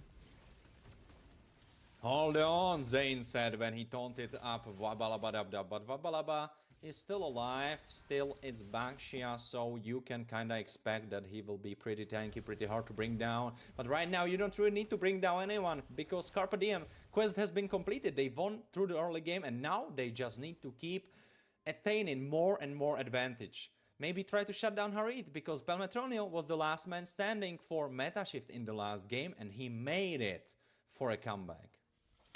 Now it's also the Harith in his own hands, right? I was mentioning how Harith could actually be a decent pick for either of these teams out here right now. Another one, maybe, breaking out? No. But the Retribution Speed, or rather, since it's the Hilda, Virtusenko was able to run away. Well, and on the new channel of National Geographic, you can see that Turtle doesn't stand a chance against a bird, because bird is much faster. As Mio picks up another item. Baseball Wild with a 1v1 against 812. Granger, my man, he brought a gun into a knife fight. I mean, that's the ninja on the other side, my man. Those kunais and the sword, it's always the way of the shadow. Helped him out, sustain through all of that on the back of it in mid. Zane chasing up X-Trail. Extra will be able to stay alive, possibly for now. Emio trying to run away. Bird form, keeping him alive. Virtusenko, half HP. Zane is there, taunting it up, going for God Believer. God Believer, he cannot run away. This is Fredrin, and Fredrin is in your face as he puts you down. Babalabadabda tries to run away. Third turtle on the map, but looks like Carpe Diem have no want in taking that, and they possibly want to take a tower for themselves. Bezborvat actually with a 1v3 still able to trade himself. Nice job, yeah. Bezborvat. That's maybe why his name is like that. 812 against two members still trying to survive. Virtusenko, I think, yeah, KO. That's the only way this could have resulted. To be honest, 812 has been pretty nasty with all of his plays. Hold on. Talking about nasty, his face check was pretty Nasty. I don't think so. There was any necessity for Virtusenko to go over there. Could have just all the way backed off and then played it around. The turtle picked up along with the purple buff as well. Stolen away Carpadium. And now increasing their goal lead. So their mid-game snowball is starting to take effect. And they need to basically end this game by 12th minute mark. If they cannot, and if Medishift are able to stall it till the 13th minute, then the Sicilian scaling is going to hit you like a truck. 812 is already level 9, level 12, and he is going to destroy you. Well, talking about destroying, MR Jr. wants to have a try at that. He tried to destroy Palmetronio, but he might be the one getting destroyed. A good land shaker into Feather Terror Strike combination. Vitrusenko chasing everyone away. Mio, unfortunately, cannot support with the air support anymore. And now there is Zane just going for the little bug. Can he get it? I think... No. Did he? No. I think No. God Believer stole it. Yeah, God Believer was making sure that he keeps his own farm up for his team. On the other side of the spectrum, now again, the off lane is going to be pushed in by 812 on that Hayabusa.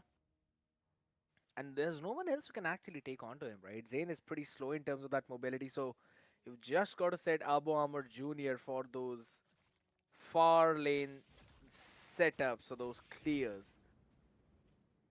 We're moving in towards that mid to late game transition out here now. Finally, we will see Meta Shift bringing themselves back with XTRYL being very tanky. 812 as well, level 10 right now, just is looking for that level 12 spike. Virtusenko going for Lavalabadabda. Best of that finishes him off. There's Panthronia trying to play 1v3. I don't think this is the way to fight it. God Believer chases Mio away, but super good position for Carpe Diem to start. Lord. Oh, alright. That was pretty close, XTRYL. Just a second more and you would not have had the dash to survive. Thorn of Ruin available along with the Flicker as well. He can definitely set things up for his team as the Lord is almost down to half of his HP. Antonio 1v1 against Best Vorvat, and he still got it. But of course, you kinda have to cut him some slack. Harit against Granger, you know who's gonna win. That too in this mid to late game, yeah, it's always going to be Harith. Specifically if you're standing inside the Zaman Force, there's no way for you to survive. You've got to keep that gap in. Hold on.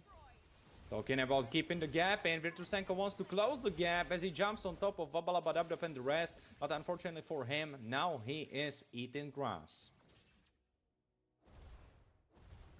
Lord is going to march down all the way from the bottom side though. And the top tier 2 gets taken down just like that. That is a bit of a small mistake from Medishift though, or you could say better wave management for Carpadium. But here we go, another fight in mid. Zane going for Extra. Extra needs to think, does he flicker? Yes, he will. There is the next target that's next on the chopping block. It's Vabalabadabda. He gets destroyed. True damage coming from Zane. Big ultimate from Fredrin. Yeah, you always think about that big bonk out here. You don't want to stay in the center of that. And now Zane he can just face check all of those bushes as well. 812 will have to be careful whenever he thinks about jumping in with that. There we go, the taunt. Or maybe Zane just goes into 4 members in their own base and he doesn't care. He's super tanky, still alive. Stack pushes everyone away. Virtusenko jumps into the backline, jumps over the wall. I don't think this was the best idea. Spamatronio will remind him so. And Turtle, not really a turtle, but Lord pushes. Can he get the aura? I don't think he can. Yeah, unfortunately for Carpe Diem, aura will stay, but good thing happened. Amar Jr. was able to steal away the aura on top side. Yeah, but I don't think that's going to be a bit of a problem for them, right? It either ways goes away at the 12th minute. So you only have got about a few 40 seconds per se to work around with it. We have a look at the items now. Holy Crystal prioritized my meta shift early on.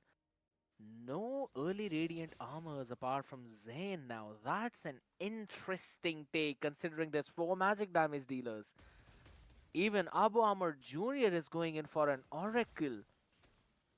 I kind of would have wanted to see him on the Radiant armor rather than an Oracle, but alright. Athena shield prioritized by Virtusenko, so that's decent. Now, there we go, another one in mid. X2 needs to run away, but still it's slippery guy, because at least you cannot really pinpoint her down. Amarjinu needed to use his bravest fighter, but doesn't really come to anything. And meta shift, this is the 12-minute mark. The next lord will be super important, because if Carpe Diem cannot make the game end, or game ending play over on this lord, it's done and dusted. Meta shift just need to stall, and eventually it's their game. We know how well Metashift can stall, right? We've seen that happen in the previous one. They're doing it again. Pelmetronio 303. There we go. Well, can they stall if Xtro is almost dead, because Carpe Diem will take the Lord for free? Can they take the Lord for free? That's the big question out here. Wabba is giving a lot of vision though. Abu Amr Jr.'s positioning is going to be crucial for this fight. Pelmetronio will be even more crucial if he bursts down, bursts for bad together with Mio. They both need to retreat from the fight, as Zayn will finish off the Lord. Virtusenko trying to make some space, but it's two. No, just one member for Lord. Maybe two actually if Big Feather Terstai come in their way. It taunts up X-Trail through Zayn.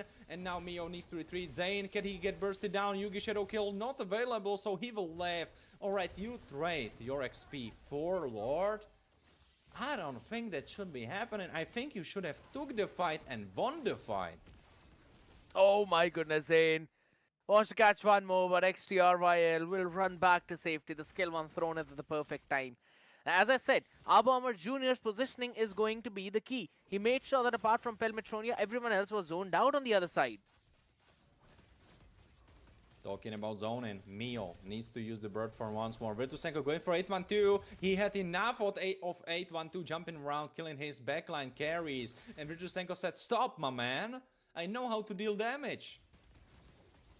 This is the Hilda, man. This is the strength of a Hilda. If you're a squishy, you cannot face tank Hilda's burst. The Hunter mark on top of you, it just utterly destroys you. Pelmetronio on the other side of the spectrum as well. He's probably got the Divine Glaive already. Now would be going in for the Blood Wings to try and help him out. Zayn, he hops in into the Feather Airstrike. Helping out. Mio will help out his team to try to close it out. Now there's another target, God Believer, and I have to start believing, because Carpe Diem can take this back. The Lord's been taken care of though, but there we go, the Oogie Shadow Kill. Yeah, but it's dissipated between 4 members, so not really doing that much. It felt like tickling. I think he tickled them. Yeah, the thing is, he did not really have any shadow mark on top of anyone. So that's why not a single damage being dealt to them.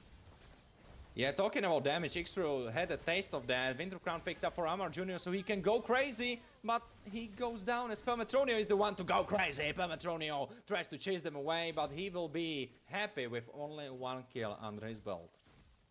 Now here's the thing, right? You've got God Believer on the Sicilian. There's a very good wave clear for Metashift with the Sicilian, with Pelmetronio, and you could also count in XTRYL a little bit in it. So it's going to be pretty difficult for Carpe Diem to win this game. A 1,700 gold lead, 44 to 42k mark. And this is the 42k gold mark which I always talk about. That means all your carries will have all of their major itemizations. The only thing is that they'll lack would be the last item probably. Similar things could be said for the rest of the members too. Right now, a Hunter Strike already built up for the Hilda. That's why you could see Virtusenko dealing so much damage. Talking about eating damage, Virtusenko definitely knows how to do that, as next lore will be spawning onto the map, but what's super important is that Harit came online, he's full build, and he will be scary. The same thing can be said for Cecilian, who will be soon finishing his last item. Of course, Xtril and the rest are not that well. Other than 8-1-2, he's doing pretty well for himself.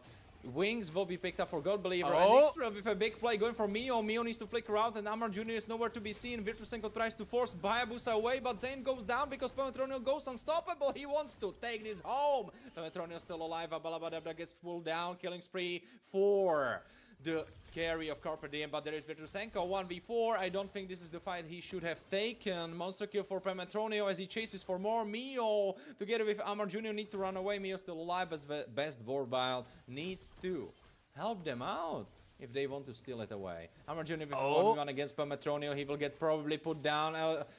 he misses. There is Winter Wait, Crown, he's still alive, but Pamatronio secures the kill and goes godlike. And honestly, if there was some idea to be had for Carpe Diem, I think it was broken by a single man. And his name starts with P and ends with Tronio. Because man, the myth, the legend, holding his team together. And I think there is no one who doesn't believe that he will take this one home as well. Because honestly, how the fights are looking, I see no way of Carpe Diem playing this out. as much as Pelmetronio is going 704, I'd have to say, dude, XTRYL making those plays, pushing Mio back. That was the key play which eventually helped them isolate those fights against Abu Amr Jr., Zayn, and Virtue Senko. Otherwise, that was not happening. Otherwise, Carpadium was winning it all the way out. XTRYL, again, this playmaker is insane when it comes to this Alice. Well, let's see if Metashift can finish off the game. Lord is getting chunked very well. There is God Believer popping ult already. Zayn gets targeted actually. And Fredrin goes into Winter Crown. Extra almost dead as well, but first target to fall is Zayn together with Mio. And it's just two, three members. No, just two. Triple kill for Pemetronio. Can he get a Savage? Can he get Virtu Senko? He will try to do so. Big Yugi Shadow kill. No, 812 steals it away. And together they will steal away the base crystal. And then a hope for Carpe Diem to come back into the series. Oh, there's one minion. Alright, yeah, that should be enough. They were recalling on the faces, man. They were like, yeah, alright, do whatever you want to do, but we are winning this one game. But a big play coming in from Metashift. 3-0, ladies and gentlemen. And guess what? Twice in a row, it was an epic comeback from Metashift. Carpadium had full control of the game. They were everywhere around the map, right? There was nowhere else where they could eventually go, but you mentioned it out, Warren. You said that Carpadium are lacking in their game-ending capabilities. And that is exactly what Metashift utilized in their own favor. Absolutely, absolutely. Unfortunately for Carpe Diem, they really need to work out those closing tactics, those end gaming methods. Because until you are in the last quarter of the game, they play very well. It's nice rotations, nice combinations, nice team fights, nice strategies and stuff. But suddenly, like someone wolves with a magical wand, when it comes to those last minutes, they don't know what to do really. I agree, and this has been basically their storyline, right? We do everything that we need to do, but then when it comes to closing out those games, that's where we struggle. Carpadium, I'd have to say, their run was impeccable throughout the upper bracket as well. They kept on winning, then eventually lost, went to the lower bracket, kept on winning from there as well. Loyal Sword was their previous opponent against whom they won in a 2-1 fashion. And after all of that, they had to face the king of the gold lane himself, Pelmetronio. Eventually, he was a bit too much for them to handle. And yes, that's going to be the Harith getting the MVP 10-0 and 5, making the Oracle as his last item, along with a Feather of Feven, Stallium Scythe. You've already got the Concentrated Energy, Divine Glaive, Holy Crystal. The Oracle was made by selling away the boots. And I think so that is a very good idea into a lot of healing which you can get. Mio as well was doing a fantastic job onto the Farsa for the side of Carpadium. Abu Amr Jr. As I said, the itemizations could have been a little bit better. Well, Abu Amr Jr. having that Oracle together with Vorax didn't have really time to finish off the Hunter Strike eventually. Honestly, it kind of fell flat if you compare the matchup, especially in the last game, of Extra against Abu Amr Jr. Abu Amr Jr. was very decently playing throughout the whole series, but in the last game he kind of fell off. And Extra was the guy of the show. Because I know I have highlighted Pametronio a lot throughout this whole series and the last series as well. I was saying how he holds the team together, how they can come back through him because he always has farm. It was the same with Melissa, it was the same with him playing Harid. He always has the gold. But Extra, the playmaker himself. You said it yourself, he was making those plays happen. And if you compare those two, Abu Amar Jr. and Xtril took the cake in this game especially. He was being a force to reckon with, and everyone needed to keep it in the back of their head, not really in the back of their head, in the front of their head, constantly thinking, all right, where can he jump from? There is Alice, he can immediately CC us up. It's so rough. It's pretty difficult for them to run around with it. That's the big thing about Alice's throne of ruin, right? You don't see it coming. That's the biggest play which you can make on that Alice. And it's one of the fun things which XTRYL has been pretty solid at. But more so, I want to see some more depth into his EXP hero pool once we'll be moving on to the regular season, because that's where he will be tested a lot. Everyone else with all the other items looking pretty good and dandy. Wabba was going for the Guardian helmet as well, just so he's got a lot of HP for Carpedium to deal with. As we have a look at the amount of damage being dealt, Pelmetronio on top, 82,000, but still behind best worldwide with 98,000 total damage dealt. He was doing a lot on that Granger, but as I said, it wasn't enough. Honestly, the state of the series, the 3-0 for Metashift, doesn't really tell the full story because, as I have said before in the last game, I will say it once more, Carpe Diem, they came such a long way.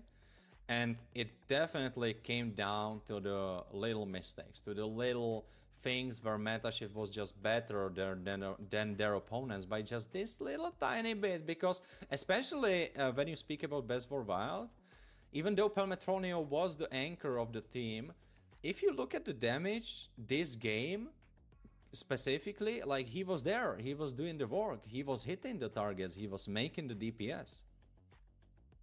Yeah, it was basically doing everything out here.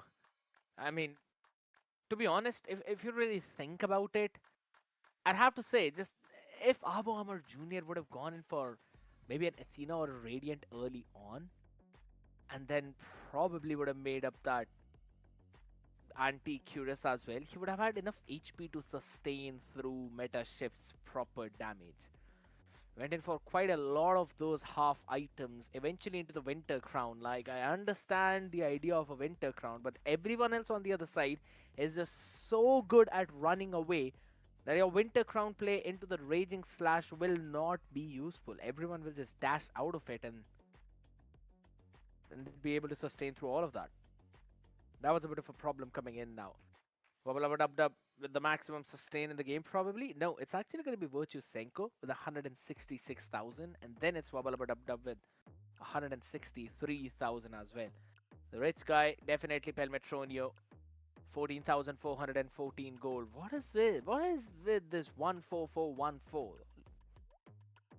Probably cooking something up out there, man. I don't know, maybe he planned onto that from the beginning. Maybe that was the sole reason why he was farming up. But again, Baseball Wild not so far behind himself. Though, let's speak about the winners of the qualifier because that's what it's all about right now. Yes. We have to once more speak about not just Metashield, but against Mesa Esports, which in the first place put them down into the loser bracket. Because those two teams will be joining the rest in the regular season together with two last invited teams, which we still don't know anything about. So you will learn that as soon as it's done and dusted. Of course, it's going to be revealed pretty soon since the season should be starting as well, right? So that's something for you to still think about. Maybe you can type your guesses in the chat. Who do you think should get that? Drop your knowledge. What do you think? And well, let's go over the teams that are already qualified.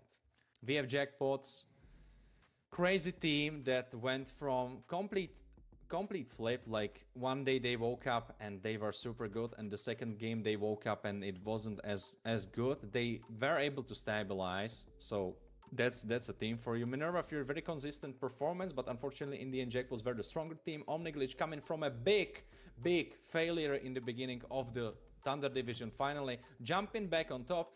Stolen Angels, the team that we first thought will be on top of the Thunder Division, didn't really happen for them. Void Kids bringing themselves from the blades of despair, from the depths of hell itself. They brought themselves up and still qualified. Revenant Order battling it out, getting themselves through. Eternal Oblivion, definitely the top dogs coming from relegation promotion. Ake falling down from Thunder Division, but still battling it through. Teeny Bamboozle battling it through in the group where there was Ake and Eternal Oblivion, and that speaks for itself. Code Glitch together with Memento Mori and Fake Time coming from the other group. Fake Time, they let themselves be heard that they should have beaten Code Glitch, so we can expect big things from them. Code Glitch. Don't confuse them with Omni Glitch. Two glitches. Be careful about that. Memento Mori being reborn, completely new roster with one member remaining. Can they make up for their former glory? And last two invited teams, of course, which we still don't know about. And Scared. Speak to me about what do you think Meta Shift and Mesa Esports bring to the table into regular season? That's the big thing, man. They've got the experience for both of the big players out here. One of the best EXP laners out, that's my lobby. And one of the best gold laners, that is Pel Metronio. Both of them win their own respective teams. They've both tasted the glory of the Thunder Division. Eventually dropped down to the last chance qualifiers, all because they went on and decided to go in with a new roster. Moving all the way up through that, back into the regular season. I'm really excited to see what these teams have got, man. Warren, you've told about the journey of these teams all the while. You've been a part of the journey of these teams as well. It's going to be super exciting, ladies and gentlemen, to witness the regular season. The action for all of that will begin from November 7th. Same time, make sure you note it all down. Hit that like button, click on the subscribe button as well, and also hit the bell notification. Do not miss out on any action from MEC Fall 2025 and from Surge Europe out there. Follow us on social media as well so that you're up to date with everything that's about to happen, as we will catch you guys with the regular season of MEC Fall 2025. Till then, it's me Scared Yet, alongside me Warren. We'll be signing off for the night. Good night.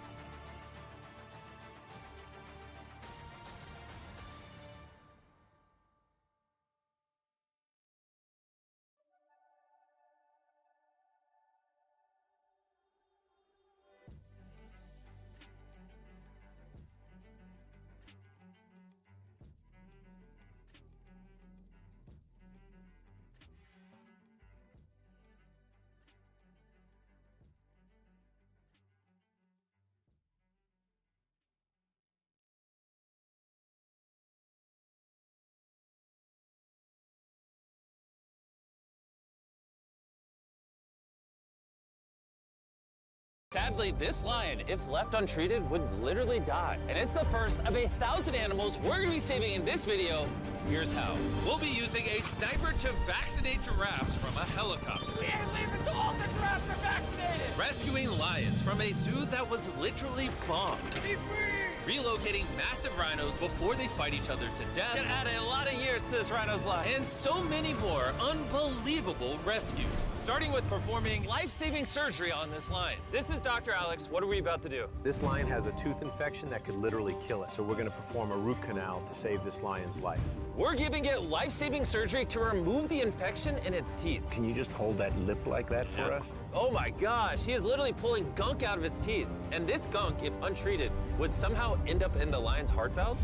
That's right. What would happen if she woke up? She'd bite my finger off. Oh. And my finger. That looks really good. Procedure's done. Let's release her. Now the lion is happy and healthy, but we still have 999 animals left to save. Our next mission is to save some rhinos. We have to search this massive reservation in order to tranquilize and relocate them. While we're driving around looking for rhinos, Chandler is actually in the sky. I'm literally flying around in a helicopter in search of these rhinos that we were trying to rescue. Typically, the stronger rhinos would just scare away the weaker ones. But since the reservation is surrounded by anti-poaching fences, The weaker rhinos have nowhere to go, so they end up killing each other. Yeah, exactly. Which is why we're gonna put them to sleep and then transport them to a plot of land that can be their own territory, where they're not getting bullied out of all the food and water, and they can actually grow big and strong. Jimmy, come in. We found the rhinos. We found the rhinos. Let's rescue them, baby. All right, he's got a rhino. Go, go, go. I got the tranquilizer gun. I'm gonna shoot them and put them to sleep so we can relocate them safely. We did it! Chandler, hit the rhino. Let's go. Let's go! Rhino down. Time to relocate. Hey, good shot, Chandler! First things first, we're putting on the anti-poaching collar. Here's what it does. this collar tracks the rhino's speed and its proximity to nearby wildlife. If the rhino suddenly starts running in an open area with no other animals around, we'll know likely that poachers are trying to kill it. We're going all out to make sure these rhinos live long lives because there's not many left on the planet. Yeah, well, look, thanks a lot. That's all we can say. So this is a microchip, which we're inserting in a tiny hole in his horn, and then we're sealing it with glue. So now, if a poacher does kill this rhino illegally, we'll be able to trace its horns to the black market and, help catch them. Let's get it to its own space so the other big rhinos here don't kill it. I know this all seems kind of weird, but this is gonna add a lot of years to this rhino's life. Let's get him in. It's for your own good. Go inside. We're now in the safe area for the rhino where he's not going to get bullied and slowly killed. All right. I say we name him Hippo. Hippo? He's a rhino. Well, yeah, but his name's Hippo. I'm calling him Hippo the Rhino. All right. All right, Hippo the Rhino, enjoy your life. We still have hundreds more animals to save. And after my friends saved the other two smaller rhinos on the safari, we set our sights on something a little taller. Giraffes. Have a vaccine! By shooting them with vaccines.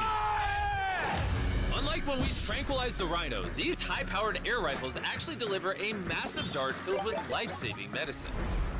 Enjoy your vaccines. Have a great day. Why are they running? We're trying to save their lives. Throughout this video, we're going to be saving over 1,000 animals. I guess no one told the giraffes because they were making it kind of difficult.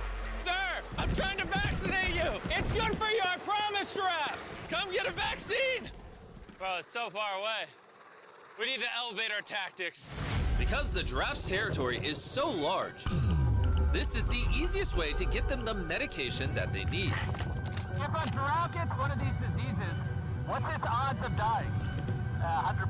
It's really? Yeah. Oh my gosh. Let's save some giraffe lives. Yeah! Hey, let's get that other one. Hey, we ain't leaving till all the giraffes are vaccinated. Even though I now had air superiority, Enjoy your medicine. Take care. I brought in extra help to save as many animals as possible.